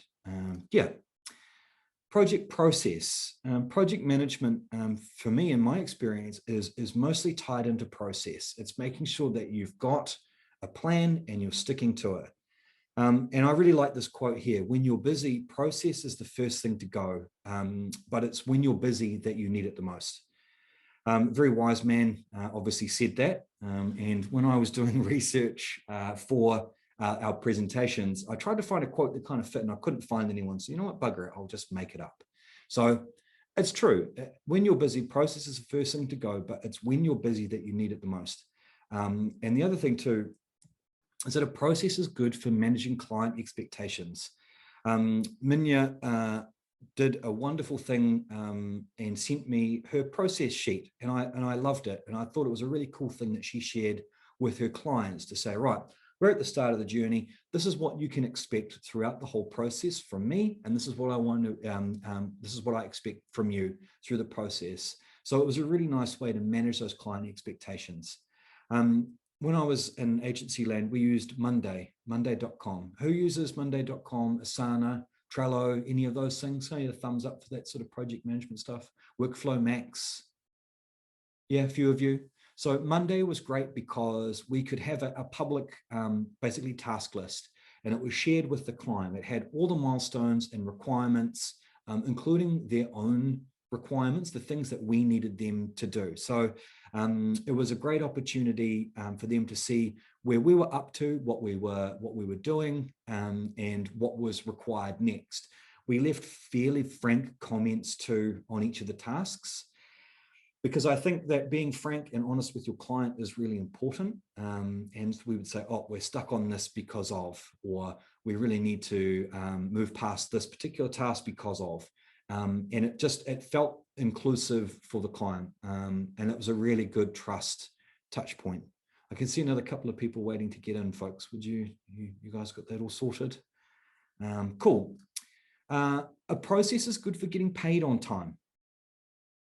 Who has to chase clients for money all the time? Yeah, no, sort of. Is it because you didn't invoice them in the first place and you go, whoops, I didn't invoice them in the first place? No, Gabrielle, very good. You're a very organized lady. I know you are. So I'll let you off for that one. But unpaid invoices is outrageous, and a lot of it is due to process. I've actually got a little bit of a reading blurb, so I'm just going to read it quickly. And it's American dollars and an American situation, but I would suggest it's an almost universal thing. So the problem of small business unpaid invoices is so significant that in the States, it makes up 5% of their GDP, which is a huge amount. A typical small business holds more than $80,000 worth of unpaid invoices at any one time. Additionally, 80% of all invoices owed to small American businesses are at least 30 days past due. That amounts to $825 billion of unpaid small business invoices in America. it also means that a typical small business only has 27 days of cash reserve before money runs out if past due invoices remain unpaid. So invoice on time, invoice for progress, invoice for deposits, and please make sure you're taking deposits. And please don't start the job until the deposit is paid. Red flag, if the customer doesn't want to pay the deposit, they probably won't want to pay the progress invoices, and they probably won't want to pay the final invoice as well. For you guys, that's a perfect opportunity to disengage. One of the things that you could think about from a deposit perspective is whether or not you want to make that refundable. And that's totally up to you, but just please take it in the first place. A process is good for any job, big or small. So the next session we've got is the e-commerce session. And I find that a lot of our design partners are hesitant to take e-commerce jobs on because of the perception of complexity. Well, I really like the quote, "How do you eat an elephant? One bite at a time." However, you have to be methodical. It takes process to eat an elephant. If you take bites from all over the elephant, it'll seem like you're having no impact at all. So you need to have a thought out approach. Maybe start at one end and work your way through the other. Maybe eat all the legs first. I'm not quite sure, but if you leave the elephant out in the sunlight whilst you're eating it, it'll go off. I'm just reading my notes. I've gone a bit of a tangent here about making sure that you've got a refrigeration system. Maybe you want to cure or smoke the elephant because we're talking a lot of meat here. A chainsaw for butchery. Anyway, the point is it's all about having a process for those things. If you have a good set of process fundamentals, you'll be in a position to accept jobs of all kinds, big or small, because it just breaks down into just those little small bites that create the eaten elephant, if you will. Cool. The next thing that I think is really important for good project management is communication. And for me, communication comes really naturally. I understand that for a lot of people, especially some designers, it doesn't come naturally to you. So I've made a little list of things that I think will help with communication with a client on the next slide. And it's pick up the phone. That's it. That's my one tip for communication. I cannot stress how quickly a seemingly bad issue can be solved on the phone. The emotionlessness that an email or a text gives makes it terrible for nuance. And I find that people that are generally tigers on the email are pussycats on the phone as well, especially when you are coming at them with a fair and reasonable tone. So yeah, that is my number one communication tip, is to pick up the phone. Does that make sense? Yeah, I know it can be a bit daunting, but definitely worthwhile. So let's have a look at some essential tools. Some of the things that I recommend having a look at as part of how you operate your business. So the first thing is Xero. Or some sort of accounting software. I say Xero because I know a lot of our partners already use Xero. They've been really good to us over the years, and we are a Xero partner. Paula, did you manage to make it into the Zoom today? Yep, you did. Perfect. I did, yes. Lovely, Paula. Great to see you. I know that Paula is a big Xero. What would you call yourself, Paula? A cheerleader, an advocate, all of those things, really. So we're one of 4 Xero app integrators here in the UK. Yeah, awesome. So from our perspective, Xero was a great tool for invoicing and for quoting as well, if you want to have a play at that. Workflow Mix is a great tool for project management. It's also a good tool for time tracking. And we haven't really talked about time tracking in this, but I want to make a point of it now. Tracking your time for your business is so important. At launch, the in-person event that we had a panel of some of our more successful partners who are growing really well.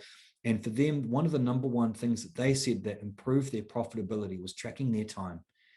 And because when you are sort of setting out and you're starting to quote for stuff, and someone goes, "Oh, can I get a website?" And you'd be like, "Oh yeah, that'll be $3,000. Cool. How did you arrive at that value?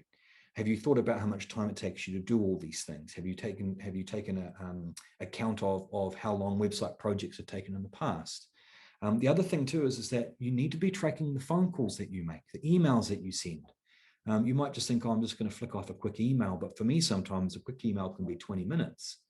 I mean, that's a third of an hour. That's, you know, if you're charging out $100 an hour, that's just $30 that you've kind of just thrown away if you're not taking it into account with your project planning and the value tracking that you should be doing with time tracking. Who charges for fiddling around with images and searching for images and finding the right image for the spot on the site or the thing that you're designing? Some of you, yeah. I think it's really important that we do that, because it's part of your service offering. You are working on behalf of the client. They should be paying for that time that you are spending. Yeah. So I think that's pretty cool. So time tracking, really valuable.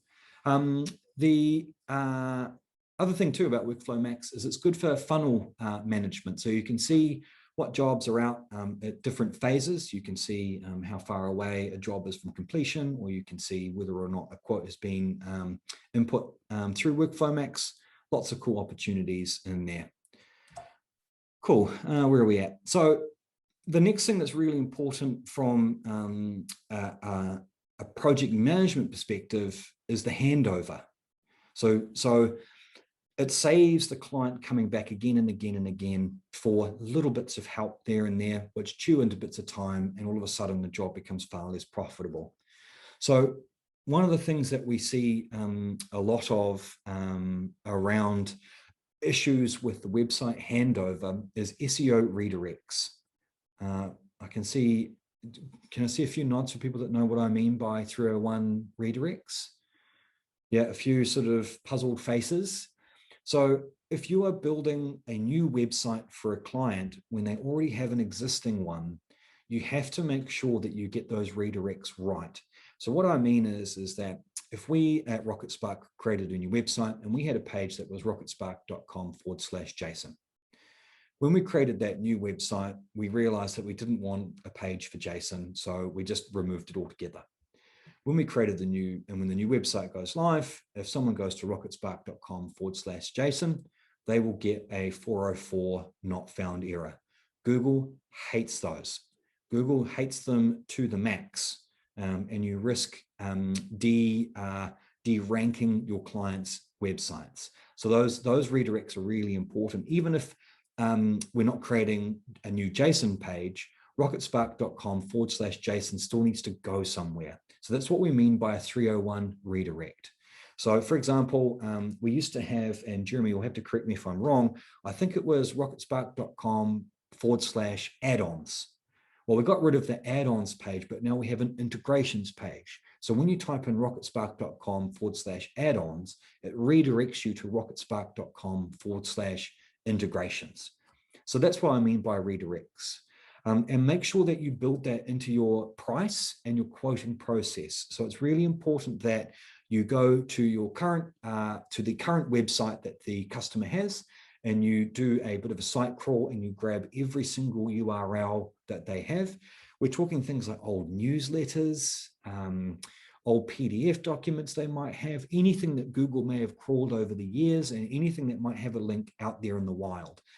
You'll be surprised at how many parents seem to hang on to old school newsletters that have links for, Play-Doh making calendars, or I don't know what parents do. So those sorts of things. So the redirects is really important. And there's a partner in New Zealand who rang me a moment or two ago and said, oh, I've just done this new website for a school and they're having some 404 errors. What should I do? So I had a bit of a look and I could see that she hadn't done SEO redirects, or the 301 redirects that we're talking about. She had to go back to that school and put in over 100 redirects that she had to do out of her own pocket because she hadn't included it in the original quote. I think it took her nearly 5 hours to do all of those redirects. So it's 5 hours of non-productive time. And when you're a freelancer, non-productive time is a bad thing. So a really important part of the website handover process. The other thing with the website handovers is, can the client log in?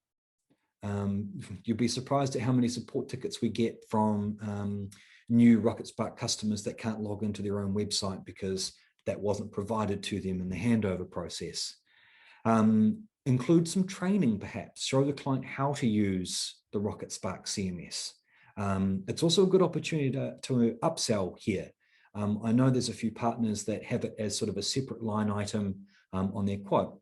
Website design, website strategy, photography, copywriting, CMS training, or Rocket Spark training, an hour or two's worth of your time. The other thing too is we also find that people don't know who we are. I know that Chantel will jump on the phone to chase up a late payment, and the person on the other end of the phone will go, "I'm sorry, who is this?" "Oh, it's Rocket Spark. We host your website." "Oh, I had no idea."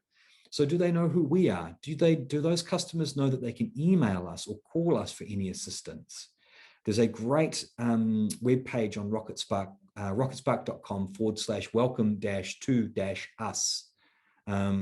I've sent it out from time to time. I think it's in the partner Facebook group somewhere, but it's certainly something worth bookmarking so that when you do hand the website over to the client, you send them the link, and on that page is some little helpful videos on how to create a blog post, add a picture, update some text. But there's also the support contact phone numbers for New Zealand, UK, and Australia. Our support contact emails. Here's the link to our help guides. Really useful piece of it's been a long day. The URL, it's a great URL to bookmark. Thanks, Paula. Thanks for being understanding. Okay. The last thing, there's two more things, sorry, about the handover. So send them the links to the support guides, especially for e-commerce clients. They generally have higher needs around their Rocket Spark website. They generally want to do more, and they're generally more engaged. Every week at our monthly management meeting, Jeremy shows us this fantastic report of one-day active users, weekly active users, fortnightly, monthly, so on and so forth. And we can pretty much pinpoint every single e-commerce customer because they're checking in daily. They're logging in, they're checking their orders, they're doing that sort of jazz. So they've got high use needs, is where I was going with that. And then the last thing that I think is really important is if you are creating contact forms for these customers, make sure that you do a form fill test to make sure it goes to the right email address. We had a customer who had a website for a few months, and it turns out that the email address that they had in their form was an incorrect email address, and all of these customer queries were going into the void. As you can imagine, they were quite upset. So a really important thing as part of your handover process. But Jason, is there a checklist somewhere? Yes, we have a bit of a checklist, which we will include as part of our kind of launch online wrap-up kit. So yeah, keep an eye out for that. And one last key tip, and again, it's other than talking to us about what isn't and is going well, because we've seen it all. And you know, I've got a bit of experience. Jeremy and Grant and the guys here, they used to develop websites for customers. They've been there. They've dealt with the late payers. They've dealt with the slow payers. They've dealt with the guys that just can't seem to settle on a design choice, and you go through change after change after change. We've got ways and means and good advice on how to deal with those kind of people. So never, never, never hesitate to get in touch with us. We're here for you. So yeah, my last key tip, communicate. And so all what I've said in this session around the trust, the process, all those other bits and pieces, it all comes back to communication. I've managed to get to where I am today because of how I'm able to communicate clearly and effectively. And I think that's a really important thing as small business and medium business owners that you all are, is that communication is really valuable, and nothing beats a phone call. Oh, it looks a bit ugly, but we'll just maximize it a touch. So who knows who Stephen Adams is? Can I get a little thumbs up for the knowers of Stephen Adams? Amy, very nice. Gabrielle, yeah, it's probably more of a New Zealand thing. Stephen Adams is New Zealand's highest paid professional sportsman. He is currently a centre for the New Orleans Pelicans in the NBA, their starting centre, playing alongside those great names such as Lonzo Ball. No NBA fans in the house tonight. Oh, geez, a bit awkward there. Sorry, team. So we approached Stephen Adams because obviously he's an awesome dude, and a cool organization as well. So Stephen Adams camps are basketball camps that underprivileged children in New Zealand get flown and accommodated to. And they get to spend a few days learning about sport and all that sort of stuff. But their real focus is enabling these kids to make their way through study as well as sport. So it's not just a focus on, hey, come and play some games. It's a focus on, hey, we want you to be better. We want you to grow and achieve as a person. So their real focus is on educational pathways. So we met with the Stephen Adams trustees, a bunch of really cool guys. And we did a big brainstorming session, and I had a few things that I wanted to really draw out of them to help guide us in the creation of their website. So the first thing is what is the purpose of the website? And I think that's a really important question to be asking customers. What is your purpose of your website? It might just be to generate leads. Cool, that's a nice, simple, easy purpose. It might be to raise awareness. It might be to build trust. It might be for all of those things. So for Stephen Adams camps, the site's purpose, as you can see there, is to build a site that is the authority on basketball to education pathways, as well as inspiring the next generation of talent to work hard on sport and study. So that's the purpose. It should be kind of a singular purpose. What you'll find is that if you want the website to do too many things, you'll start finding these bizarre structures where you've got, different parts of a website trying to do different bits and pieces. And so one of the laws of UX is Occam's razor, and it's all about making sure that you're giving potential customers the simplest of choices. So removing complexity helps them make those decisions. So it's a really cool thing to be able to focus on that singular purpose. However, you can get a bit funky with the objectives. And you can see that we've got 2, 4, 6, 8, 10 objectives there. I'm not going to read them all out, but things like be a place for parents to purchase affordable fitness gear for their kids, camp signups, show off previous camps, build trust. So those are all objectives. So the next thing that we need to think about is we need to think about who the website is for. And I said this before, for clients, they think the website's for them. No. They need to like it, of course, because it's their website, but it's not for them. It's for their customers. It's for the people that they want to attract with their website. So it should reflect the audience and the people and the folk that they want to attract. So for Stephen Adams camps, we have 4 website personas. We've got casual kids who, a little bit of basketball, that's okay, that's cool, just want to have a bit of fun. Student athletes, these are kids that know that they want sport to be a career of some kind, and they want to back that up with an educational pathway. The next users of the website are parents, and then US and NZ scouts. When we say examples, it's kind of personality bits. Who uses personas in their business? I know you do, Mel. You're a digital marketer to the max. So you're a persona lady. Amy, of course. Paula, yeah, awesome. Personas are really important. It's an imaginary person that you can kind of target all of your bits and pieces to. So for us at Rocket Spark, one of our personas is designer Dana. And she's a 35-year-old woman. She's got a couple of kids. She loves good design, doesn't want to necessarily get deep into the code, and wants to produce good-looking websites. That's who our persona is for our design partners. So for these guys, casual kids, really important. They are keen to play some sport, interested in basketball, mates are going, younger. So if you figure out kind of their personalities and their personas within this, awesome. We then figure out what their goals are. When they land on the website, what do they actually want to do? Most times, they probably want to find out some information. So they want to find out information on when the next camp is going to be, where the next camp is going to be. Those things are all really important. And then the next thing you want to figure out is who do you want to talk to first? So who is your primary audience? So in our case here, our primary audiences are the kids and their parents. So when we have a look at their goals, we need to cater to their goals first. We need to be able to help them find information on camps, dates, requirements, logistics. That we want them to get hyped. We want these kids to get really excited about what we're doing here. And we also want to give them information around educational pathways. Do you know why we want to set all these up before we start on the next process? Does anyone have any kind of sort of thoughts around why we might want to set all these things up in place before we go into sort of mapping out the website? Can I get a hands up for anybody that wants to be brave enough to answer that question? That's okay, I'll answer it. The point is that all of this information, oh, Rox, you raised your hand. Have you got your mic on, champ?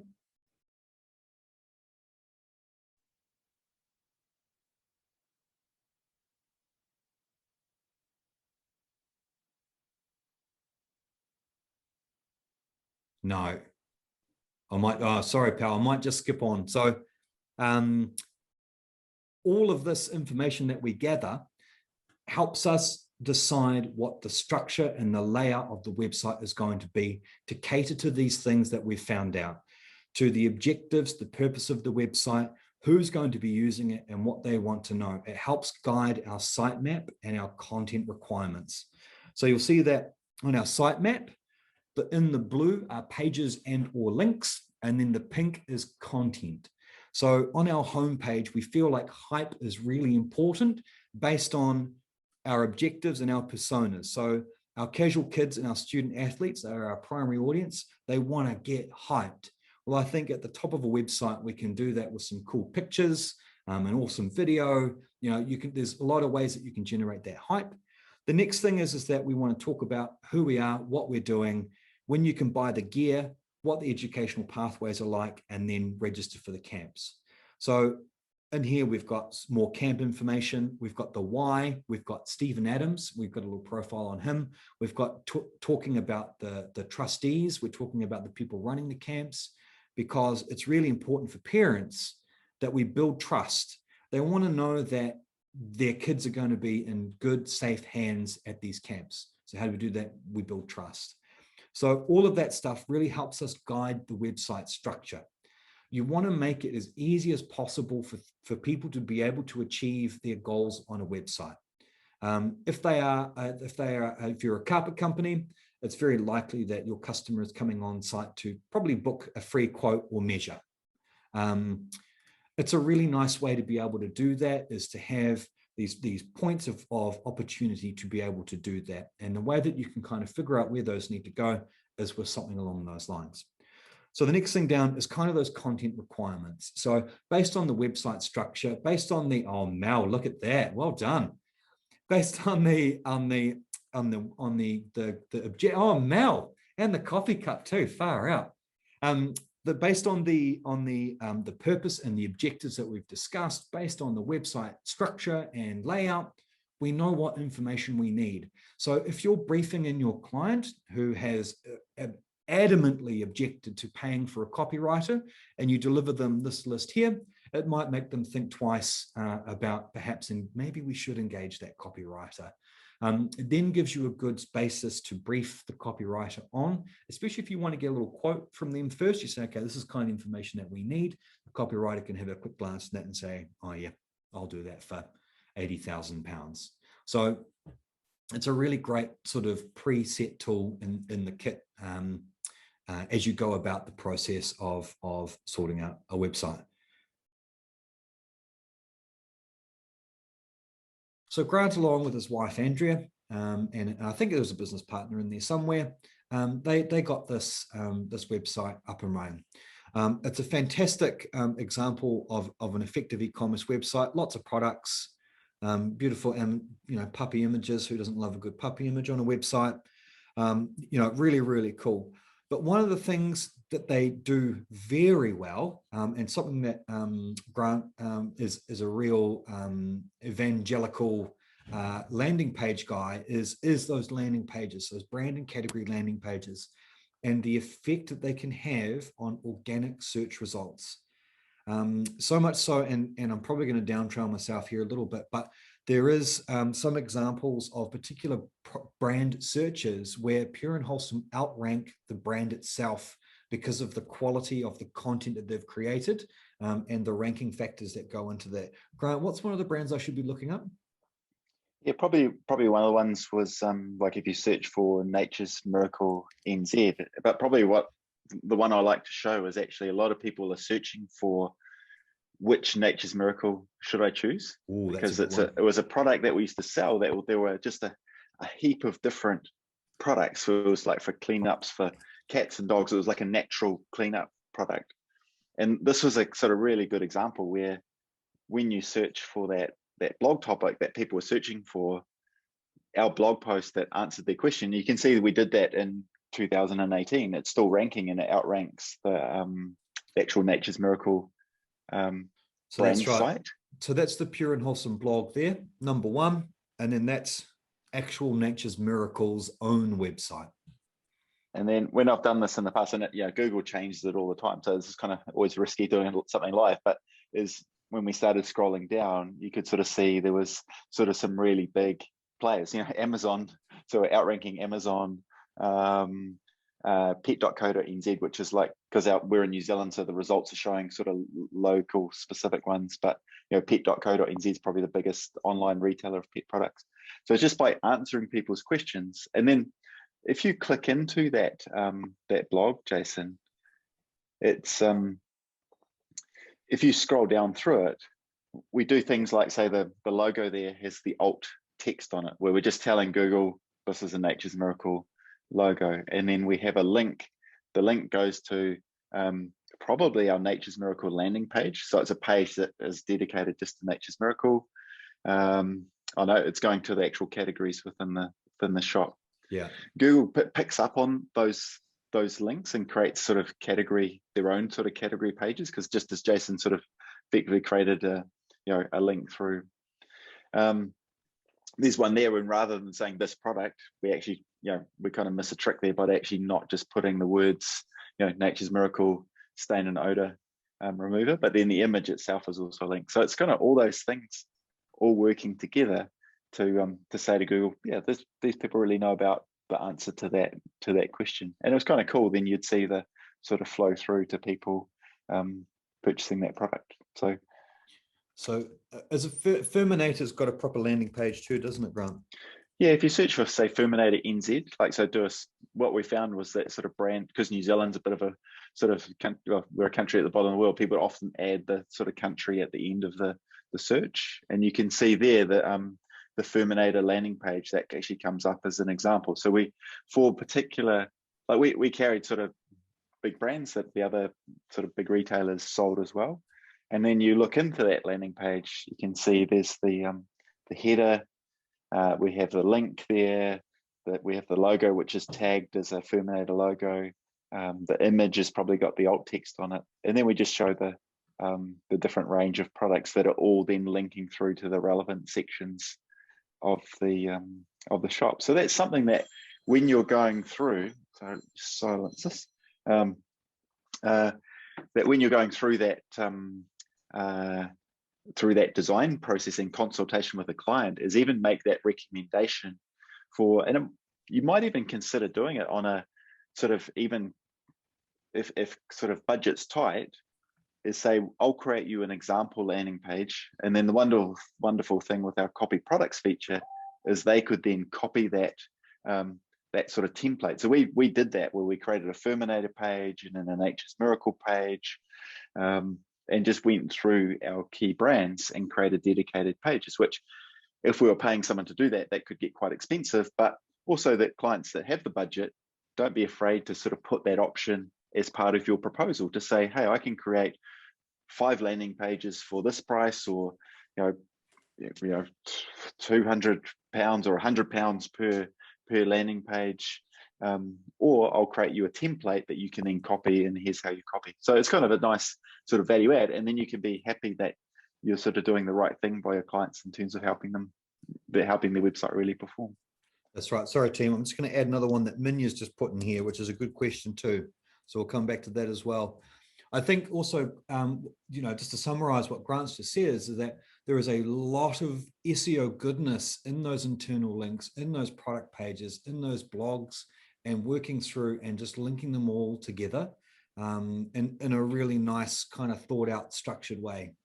So that's really cool. Actually, so while we're there, Jason, actually, if you jump into say into the dog category, the dog sort of page,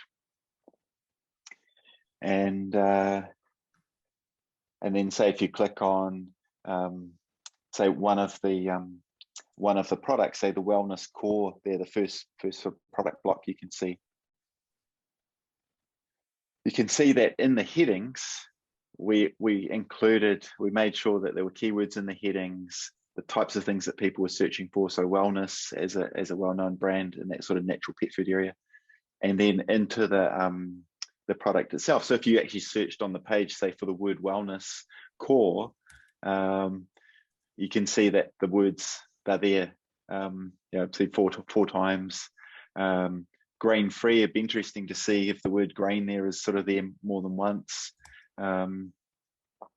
So yeah, we're just making sure that in the product descriptions, we're getting the words that people are searching for. So ranking well is just that, it's not difficult, but it's just that attention to detail of all the little bits working together.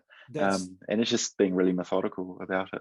That's right. And I think that just one extra kind of addition to that note is, yes, keywords are fantastic, but it still needs to read real. You're still creating this content for people. And Sarah, you will definitely back me up on that, especially in the blogging sphere, that the content you're creating is for people. We've seen some pretty poor examples of SEO agencies writing keyword-rich content which just doesn't read well. They've written it for Google, not for people. Yeah. Yes.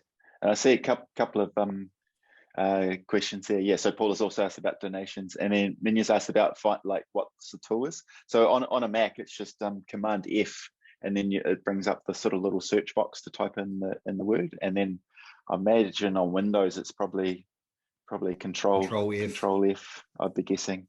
But yeah, I've been on a Mac for years. Great. Sorry, just I didn't obviously copy the right thing. Yeah, cool. Paula, nice. Just excuse all of my open apps as well. Very embarrassing. So those landing pages, those brand pages are really important as part of an overall kind of e-commerce goodness. The other thing too, which is really important and something that we want to focus on a little bit, not tonight, but in general from a product perspective, is visual merchandising. These Pure and Wholesome do a very good job of that visual merchandising. They've got really good photography, just shows the product really well. And of course, it really helps that they've just got some cute little animals that they can have on the page. It's a really visually appealing enterprise. There's another outfit, NZ Sailing, great company, but their visual merchandising kind of lets them down a little bit. They're just quite small images. They haven't focused on some bigger kind of picture stuff. You kind of just land straight away in here. There's not a lot of sizzle, if you know what I mean. Whereas a really nice homepage from that visual merchandising perspective would serve them really well. Amongst our clients that do really well online too, is they don't stand still. They're always testing. Like, so they've set up a little studio, just very basic, and get a good kit off Amazon to help. So it's sort of something to encourage your clients, is that when you've created this beautiful website and you've handed them the keys and they go, wow, this is so easy, I can update it. And it's kind of encouraging them to keep testing and learning, or whether that's a service that you can provide in terms of, hey, let's try the homepage like this. Let's bring more products onto the homepage. Let's tell more of our brand story on the homepage. And the other thing too, sorry, Grant. The other thing too that is quite important, especially for sort of more unique or higher value items, are those product descriptions. And provenance plays a big part in people's purchasing decisions. If you've got organic, handmade mushrooms, tell the story of these organic handmade mushrooms. It's something that is a really important part of that selling copy. Especially if you're selling food-based products, a lot of sort of flavor profiles, taste descriptions, textures, especially for people that have never bought those particular products before. Think of it as like a size guide for buying clothes. Think about how you can give that sort of information for other products as well. And again, it all helps with ranking and things like that.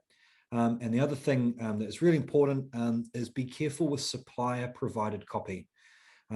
If you are selling a brand that everyone else is selling and you use the same product descriptions that other people are using, Google sees that as duplicate content, and that's a bad old time.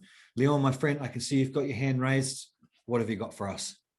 I thought it was a great point that you just made, actually, Jason. I've spent the last, I won't bore you with why, but I've spent the last 2.5 years having an excellent ecom crash course on this sort of stuff. There's a link I'll try and share in the chat by probably one of the best regarded UX guys on the planet, Jared Spool, who did this exact case study that you're talking about around some camera stores using some bespoke kind of user experience led copy and photography versus stock supplier stuff. Yeah. And there's a load of really great data points just inside this little case study, which could probably really help everybody with, with clients and customers, just because it gives you a bit of an A/B test. Here's stock versus here's something that's had a couple of hours put into it, and he makes a brilliant case for it. I'm frantically trying to find the link, so I'll chuck it in the chat in a minute when I pull it up. No, that's a really good addition to that point, because at the end of the day, the image does 90% of the sale job. What you'll find is that it's the 10% is getting them across the line and getting the purchase is in that content side of things. And especially for upselling and for trying to prove value online when there's not a tangible thing that they can go into store and touch and feel, being able to be really descriptive about it is really important. How does it feel? How does it smell? What is it? How is it weighty? Is it, all of these things people really want to know. And as we grow and as our roadmap progresses, we will start to be introducing more and more functionality around being able to tell the story of the product, being able to show off the product a little bit more. I think it's ASOS or someone now, you can do AR shoe testing, so you can hold your mobile phone at your foot and see what the shoe actually looks like on your leg.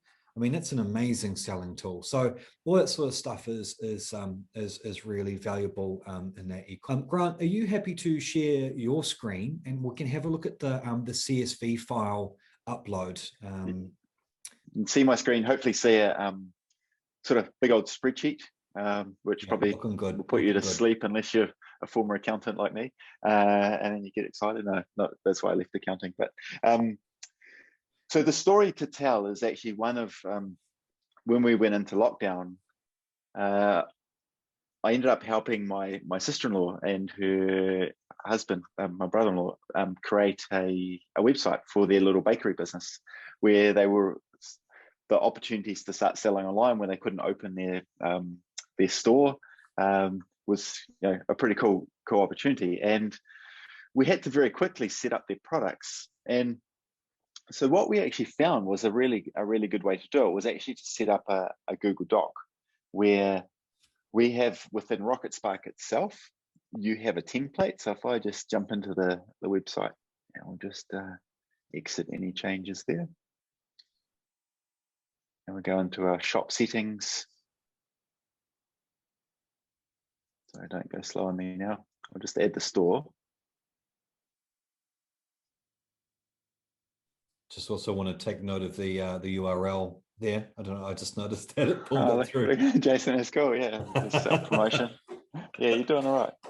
Okay, so we go into here our import and export, and then we have a guide of how to do it, and in that guide it has a template of what the format needs to be, and that was just in a spreadsheet. But what we found, because we were collaborating, we found by putting it into a Google Doc, which is just a real-time collaboration tool, we could all kind of work on it at the same time. So we basically replicated our template, which has the product ID, the SKU, which is the unique identifier that they use, the title, which you want to have keyword rich, the description.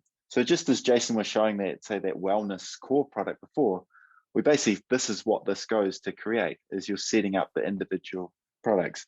And that's something, but when we started with Pure and Wholesome, I was actually really excited because I was using RocketSpark as a client, and I love the kind of the tools that we're creating, and I jumped straight into the design. I was like laying out the homepage, but very quickly I realized it was just too frustrating because I didn't have my products set up.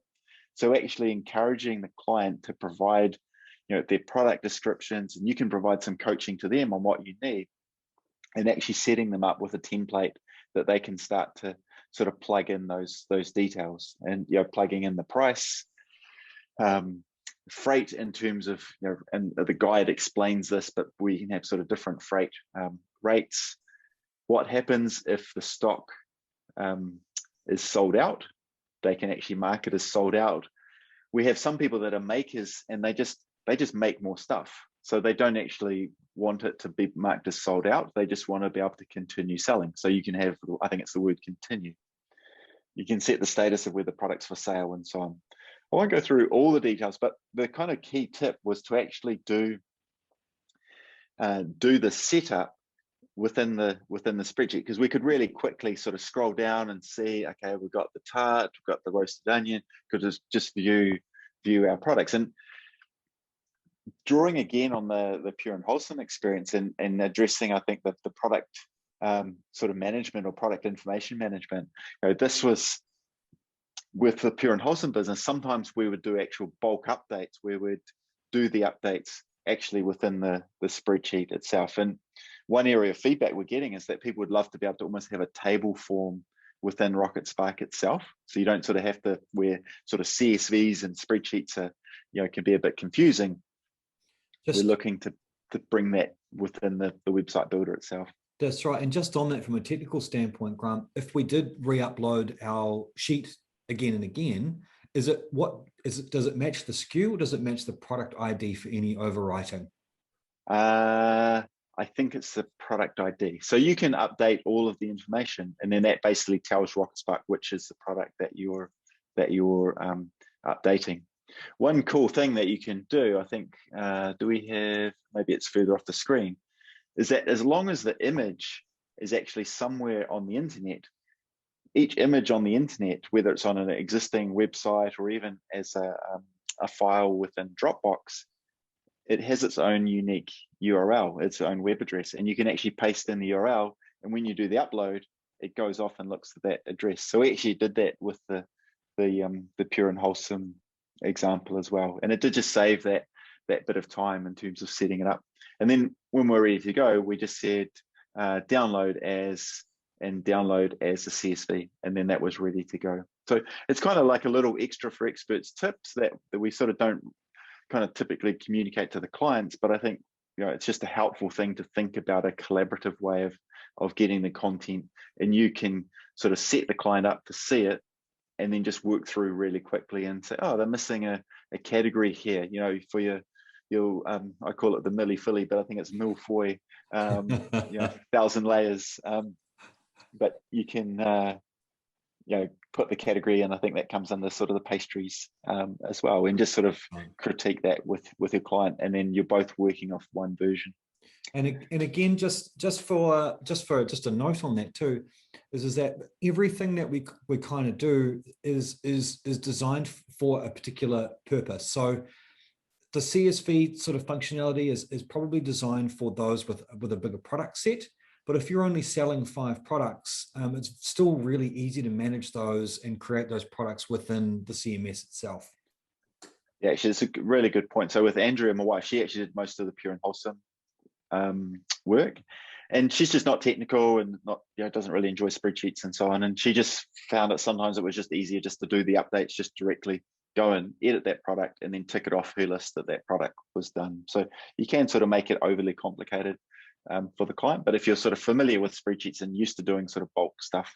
So what I'm going to do is I'll just import that. I've got the CSV, and then I'll just drop my Zoom is just sitting in the way there. So I upload, and then it just goes through and uploads products. And if I actually jump through to my products now, I can see those products will hopefully appear in a second, and I can choose which categories that I want to show in my store. So there's my categories. I can also have my filters. Because Nick is her own bakery, she doesn't actually have a brand field, so because it's blank, it just won't appear. So there's my products ready to go. And if I do want to edit one, I can just click edit product. I can jump in and then add a bit more of a description or add another photo into that product. Something that tool that we're finding really, really powerful for clients, and particularly since Google have made this also a free service, is Google Shopping. So while we're here, it's worth checking out this Google Merchant Feed area. And what Google want to see to promote your products on Google Shopping is a GTIN, which is basically the barcode number.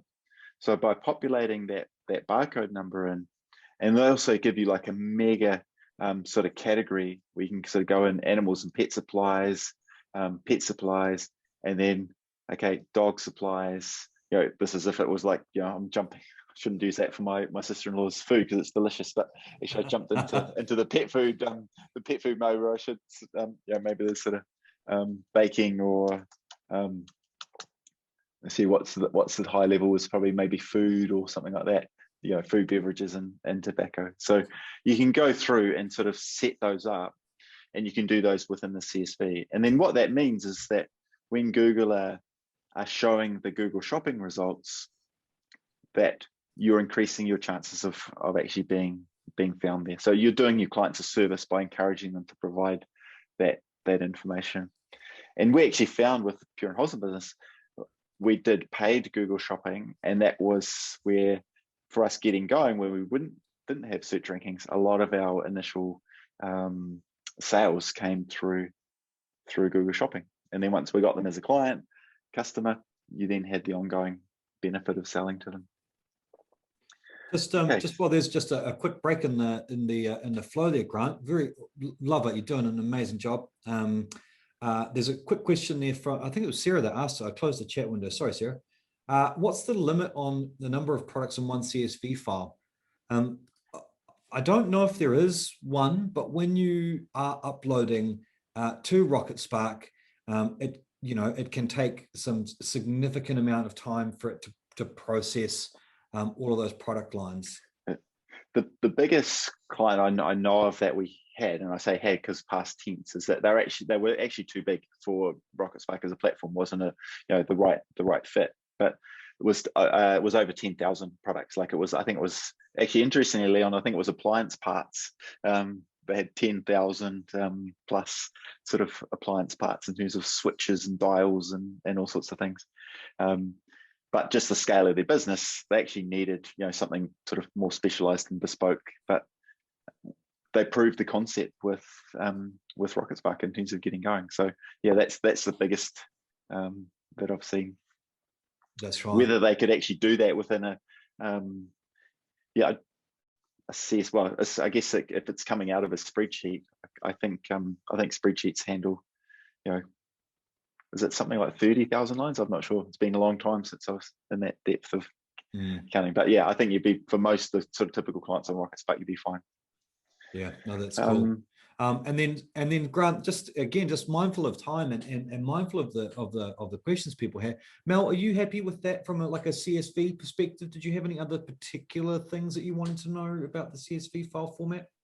I'm just about to start a hairdresser's website, and they've got a lot of scissors and other products. I think there's going to be about 400. And in the past, what I've done is just done them manually, just because I'm comfortable with that, and actually it worked. So this time around, I'm going to use a CSV file, but it was just the whole image, whether I ask them for the images, and once I've uploaded the CSV file, if I find the product and then put the images, match the images.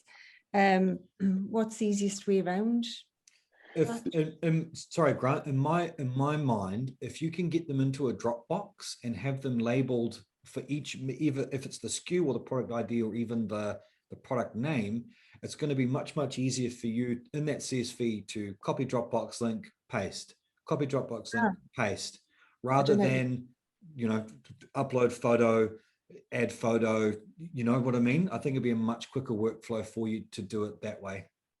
If you can see my screen now, where so here's my photos for our butchers, bakers class. So here's an image of say my baguettes, and then because I'm using Dropbox, I can say copy Dropbox link. And I think in the guide, there's just a little tweak you have to do to the Dropbox link to make it importable. But yeah, that's probably when you're dealing with that many products, if you get them to sort of make it neat and tidy, Do they have a current live website at the moment, or is this their first ever website? They have got a live website, but they don't sell products on it. Right. So there's no listings of the products there at the There's moment. there's a catalog. There's a like a PDF catalog where you can scroll the pages, but because of they're actually a wholesaler, but they've decided to actually sell sort of certain ranges direct to the customer. So yeah, it's a new one for me, this one. I read a thing the other day that B2B commerce is or is predicted to be 6 times is actually the size of B2C, business to consumer commerce, but it's sort of behind it. I think it was in the UK, but the B2B marketing organization. I just saw the headline and it said that. So yeah, I think there's a lot of, and that's where Pure and Wholesome came out of, where it was a wholesaler who was already importing these products. So we didn't go and find the range, but we knew this guy. He was a friend of my brother-in-law's, and we became his sort of retail front end. And I think we're going to see a lot more of those businesses, particularly when, say, they might sell wholesale and then all of their hairdressers might close, but people are still at home getting haircuts. Yeah. I know I spoke to someone on a plane actually a couple of months ago, and they did equipment for events, microphones and microphone stands, and obviously events just was toast in COVID, but people were setting up their home studios where they wanted a proper microphone and they wanted a good sound for their Zoom calls, and they just set up a direct channel. So I think I think there's cool opportunities. I always love new business ideas, but that's one. I think it's so cool that you're working with them. They're local as well. They're just literally 2 minutes up the road from me, and perfect. So that one will unfold soon. Wonderful. Thanks, Mel. Grant, I think a nice natural segue would be into scheduled ordering with Elspeth. Are you happy to pick that one up? Yeah, cool. And this could be good for your father-in-law's pizzeria, Leon. We jump into our store settings, and actually just a good place to return to if you've not done an e-commerce site is just keep coming back to this getting started menu where you can set up your store currency, the countries you're going to ship to, terms and conditions. And actually Jeremy, he's written a great blog article around shipping and how to keep your shipping rates really simple, because it's such a big cause of basket dropout is complicated shipping. And actually just while we're here too, one thing that's just a pretty cool and quite unique feature of Rocket Spark is we have the store's terms and conditions. And for good UK audience here, so for the UK, we actually got a UK commercial lawyer, and he was actually doing work for Amazon at the time, so it was through a connection I knew. So he's kind of used to doing sort of e-commerce terms and conditions, and he's written those for UK scenario. And we've also done the same for New Zealand. We haven't yet done it for Australia, but you can be confident that it's kind of got the core principles there. So it's just a good tool to use. So scheduled ordering, we jump into the store preferences. And so with Elspeth, they wanted to just take, like say with their sourdough loaves, they actually take about 2 days to make. They're really, this is like a top-notch bakery, really fine baking. And you can't just turn it around straight away. So they wanted to provide a lead time of when the orders could be placed and when they could be selected. So if we scroll down to, actually one point here is you can set separate pickup and delivery messages depending on what option they choose. And here we are at scheduled ordering. So are you going to offer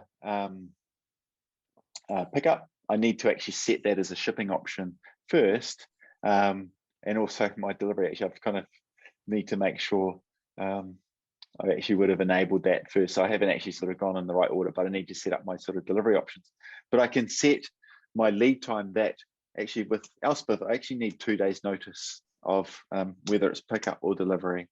And then I can choose of what days that I'm actually open for business. And say in the pizzeria example, you might say you're actually open, say Monday might be off and they're open Tuesday, Wednesday, Thursday, Friday, Saturday, maybe Sunday as well. They take Tuesday off. And then you can choose what hours that you're open. So pizzeria might, they might do a lunchtime crowd taking orders from 11:30 until 10 p.m. And they can then also say, like say for a pizza, it might actually be they just need 30 minutes notice when it's pickup. Not 30 hours. Where's 30 minutes? Jump across here. So 30 minutes. And then for delivery, it's actually a bit more time because they're going to factor in. So they're just delivering just in the local town. And they might say actually the lead time on delivery is 45 minutes, and they can get sort of most places around town. Right. Can I ask you a question just while you've got that in front of you? Sorry, those open times there, does Google scrape that for its local store stuff? No, but that would be pretty cool. Yeah, it is a bit further down the roadmap, but we do actually want to take a closer look at just some of the Google tools and how we sort of better integrate things like Google Search Console and Google Analytics just in a more joined up way. But yeah, that would be a cool idea. One of the things that we found quite early on with, particularly this is showing New Zealand's appetite, but when we came out of lockdown, everyone was saying they just were craving fish and chips. And you're probably going to tease my accent, particularly the Aussies on the call, but fish and chips. But that's what was happening. And so there was a little fish and chip shop in Whangamata in New Zealand, and they were getting smashed with orders sort of between that 7 and 7:30 window. And they were just getting too many orders. And so what we did was we set this. Sorry, Grant, you missed the point where she turned her website off. Oh no, that's yeah. So I was telling a friend of mine about this. This is actually a funny story. I was telling a friend of mine about this, and he was like, "Oh man, I'd love that problem. Here's a few restaurants," and he was using Rocket Spark, and he'd turned on scheduled ordering, but he was like, he hadn't turned on this limit, and he was like, I'd love to have too many orders. And he actually he ended up in the newspaper about this gift it forward or kind of pay it forward thing, that if you bought a meal, you could also pay for a meal for someone in need. And he got some publicity, and it just went nuts. And he hadn't turned on this limit, and he was getting too many orders, and he was driving between his restaurants, picking up burger buns. And then he just freaked out because he was just getting too many orders, and he closed down his website. He just put it offline. And then people were ringing up going, I was partway through doing an order and it's disappeared. So yeah, it's just funny. But now he's set up this organization called Go Generosity with another friend, that they've actually formalizing this process that in the checkout and working in with sort of e-commerce platforms and so on. So it's amazing what you learn as you go. So that's scheduled ordering. Probably one other one in this kind of sort of extra features that are kind of just good to introduce your clients to is just some of the sort of extra add-ons. Like Xero is a great one in terms of just streamlining your sort of back-end processes. And what we see time and time again is once people start selling some stuff, they then get swamped and overwhelmed with sort of the back-end processes about managing their bookkeeping, for example. And with Pure and Wholesome, because we linked our online store with Xero, I love just seeing I could just run a report very quickly of month-to-date sales versus the same period last month. How were we tracking in terms of sales? And so that was just by getting our accounting and sort of bookkeeping right. I mentioned in sort of topics that I thought would be good to chat about also is the buy now, pay later services. So in particular, that's sort of operating across all the markets I think that are represented here, is you've got lay-by and Afterpay. Well, it's called Afterpay in New Zealand and Australia, and it's called ClearPay in the UK. And we're seeing amongst those clients that adopt these buy now, pay later services, where the customer pays in installments, the merchant gets paid just the day later after the sale, that they have when they adopt these services, they do have quite a quick uplift in terms of the volume of sales that they're doing. And what they also see is that not all of their sales will go through those buy now, pay later services, but they see an increase in the traffic because you get listed on the marketplace of the, of ClearPay or Afterpay and Lay-By. And so people are going, oh, where else could I spend my credit? And they check out the stores that say maybe are in the pet food category. Leon, do you guys offer buy now, pay later as part of your offering? I guess they're sort of bigger ticket items typically. Yeah, so we do tens or hundreds of millions on that stuff, and it's massively important when buying bigger ticket consumable stuff. People tend to spend more when buying on finance and splitting the cost as well. So you'd find something like so the advantage, the example we've got is kind of mixed electricals. If your average order value when paying in cash or on card would be, say, £250, you'd find people spending 300, 320 when using credit, because they'll get that more premium product, because actually they're chopping it into 3 blocks, so they'll spend more to get a bit more quality. So it can increase average order value as well as get additional items in the basket. It's quite powerful. That's right. Awesome. We did some research when we first did Lay-By, and I think the average cart order value increased 60-odd% per cart value, which is, when you're a small e-commerce operator, that's pretty good uplift. Of course, there's no such thing as a free lunch, so the fees for the merchant are a step higher than say your normal credit card processing fees. But I think that the value is definitely shown in those repeat purchases, as well as the order value. And also you get a listing in their shops, don't you, Grant? Yeah. So their marketplace listing is a good source of traffic. And we even debated it kind of ethically as a business of like, a lot of people get into trouble with kind of consumer credit and sort of buying what they can't afford. But we actually like the idea that when you're buying, you're entering it on the basis that you are going to pay it back. With, say, Lay-By, it's 6 installments, Afterpay, ClearPay is 4 installments. So you're actually entering and buying on the basis that you're actually going to pay it back. Not everyone does, but that was kind of the approach that we took. The other one that I think is just that you can really help your clients with if doing e-commerce is just the email marketing side of things. And they may not be ready to go with email marketing straight away, but just encouraging them to at least have a MailChimp account, and just to start collecting those email addresses. And if I just connect with MailChimp and then log in, and they'll be interested to see if it does 2-factor authentication. Okay, and let's do, I think I have a store here. So I'm just saying, I'm just allowing MailChimp and RocketSpark to talk to each other. So connect up there. Then I can connect my MailChimp e-commerce. So it's literally, once you've got the MailChimp account, I can connect, and I say I want to connect to which store. And let's say it's our digital pop-up store. Connect MailChimp. And then I can say, send my carts, customers, orders to MailChimp, and also display an email opt-in. That's right. So that's just a really good thing to get your clients to that step. That's right. And sorry, Grant, I'm kept an interruption tonight. No, it's good. It's good. Paula, your question around selling services, digital products.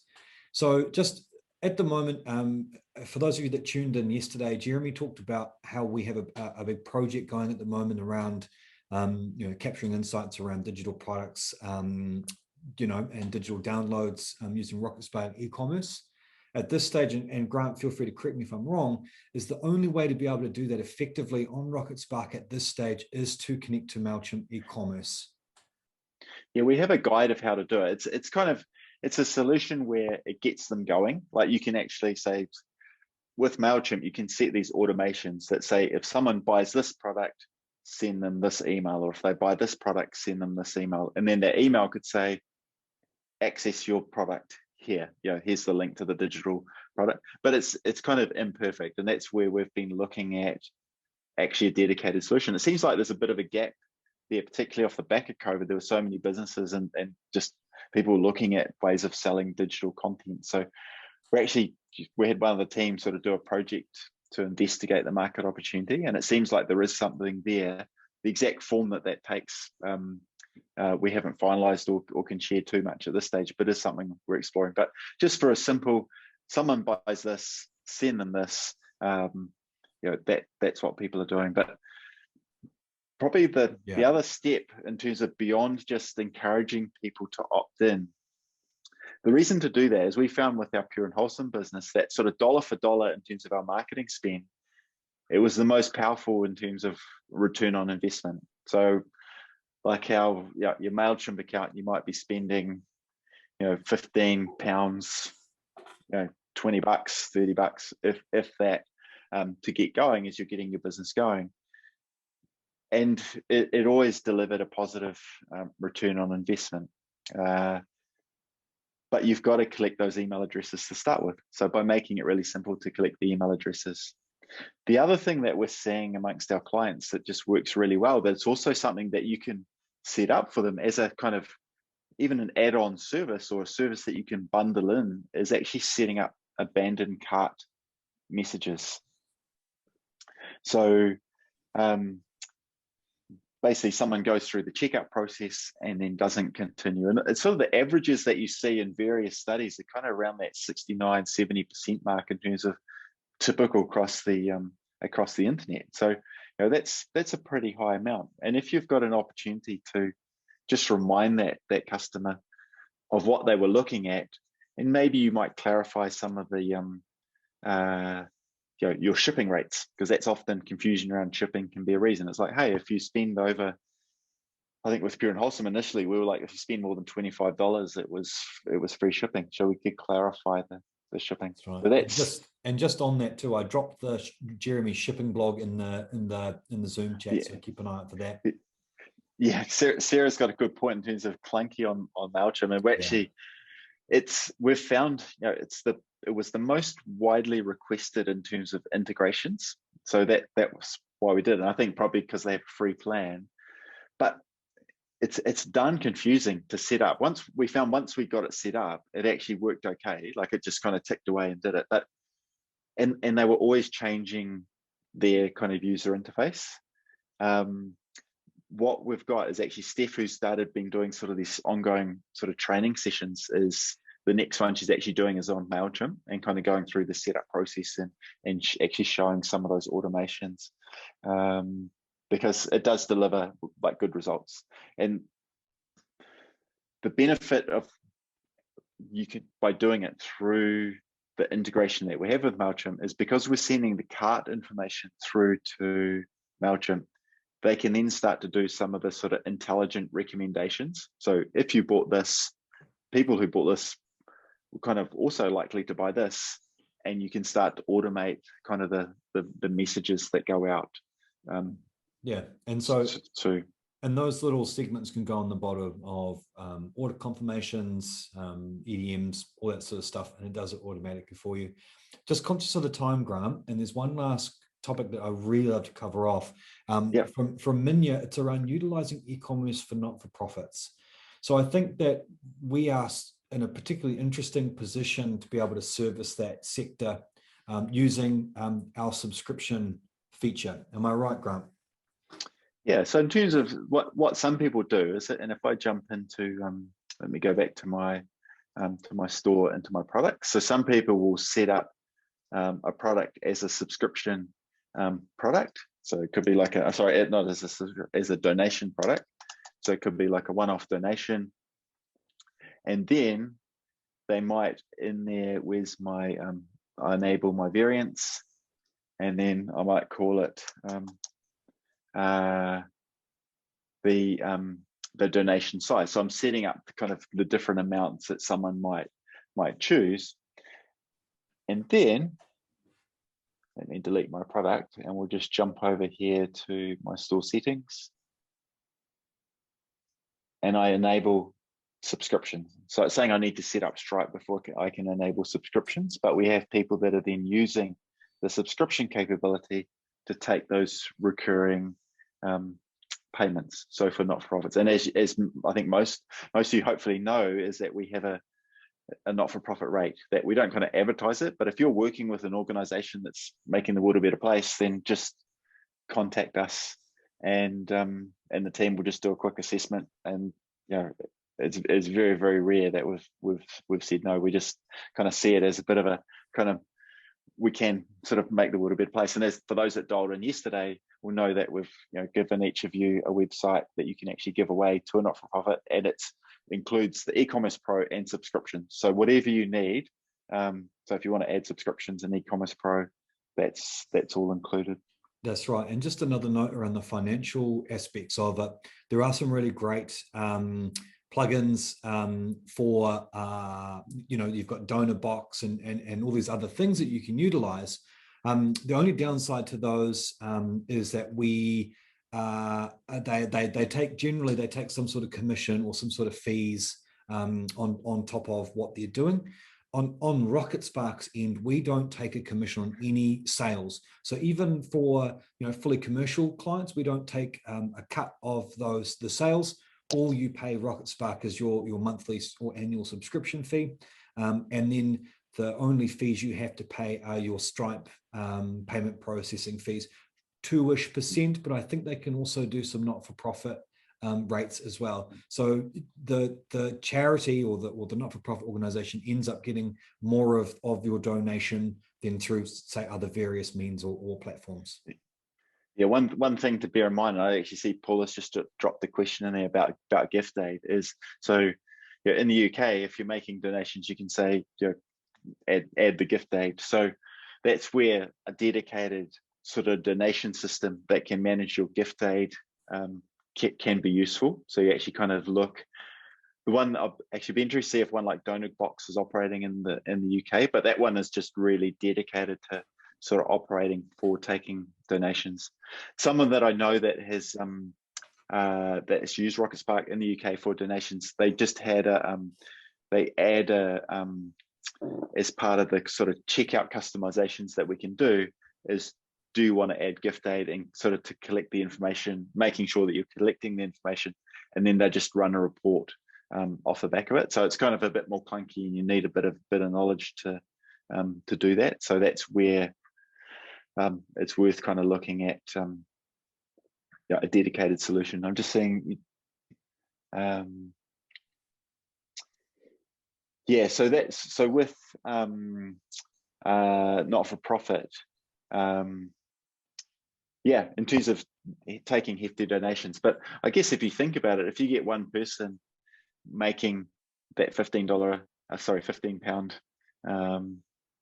a month donation, you're starting to pay for that. And don't let cost be a barrier. Like if they're a good organization making the world a better place, just don't ever be shy in asking the question. And the team are equipped to kind of make a judgment call. If they're ever not sure, they just pass it through to one of the directors, and it's very, very rare. So we'd rather people get the tools, get the money that people are wanting to support that good organization, and just let's all work together to kind of distribute some wealth around and make the world a better place. I think it's a good thing to do. Yeah, absolutely.